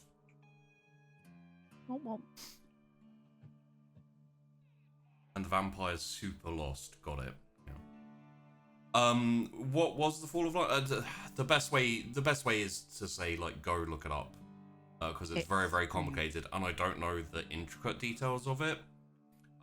It was basically like Second Inquisition purge. some fucked up things with ghosts and a really, really old Kindred and a whole load of things. So yeah. Stalingrad for Kindred would be even more appropriate. Yes, Stalingrad would be a very, very appropriate too. I'm sure no one won the War of London. No, probably not. But the Kindred lost. Also, not only did they not win, they also lost quite heavily. The vast majority of London Kindred being exterminated, and the Second Inquisition is just what it says on the tin. So I think this is a good point. Unless you have any more thoughts about the Cassius ending. It's going to be interesting to see how Cassius deals with it all. Oh yeah, next week's. I mean, we're on a cliffhanger, so next week is gonna be. We're gonna see what Cassius does. Will he just die? Will he just like burn to death? Oof. I think he'll do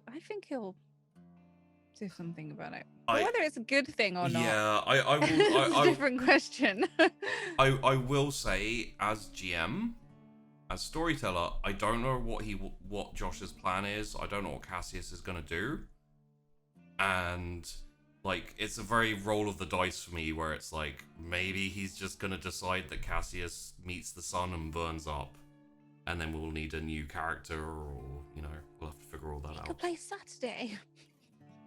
Yeah, he could play Saturday. Saturday's a cool character. Little French, little emo, but we'll see. Shelby said he had some friends. Are those other mages? And are they in Weirgate? They don't have to be in Weirgate for them to be nearby, because mages. But yeah, when Cassius asked for the ward,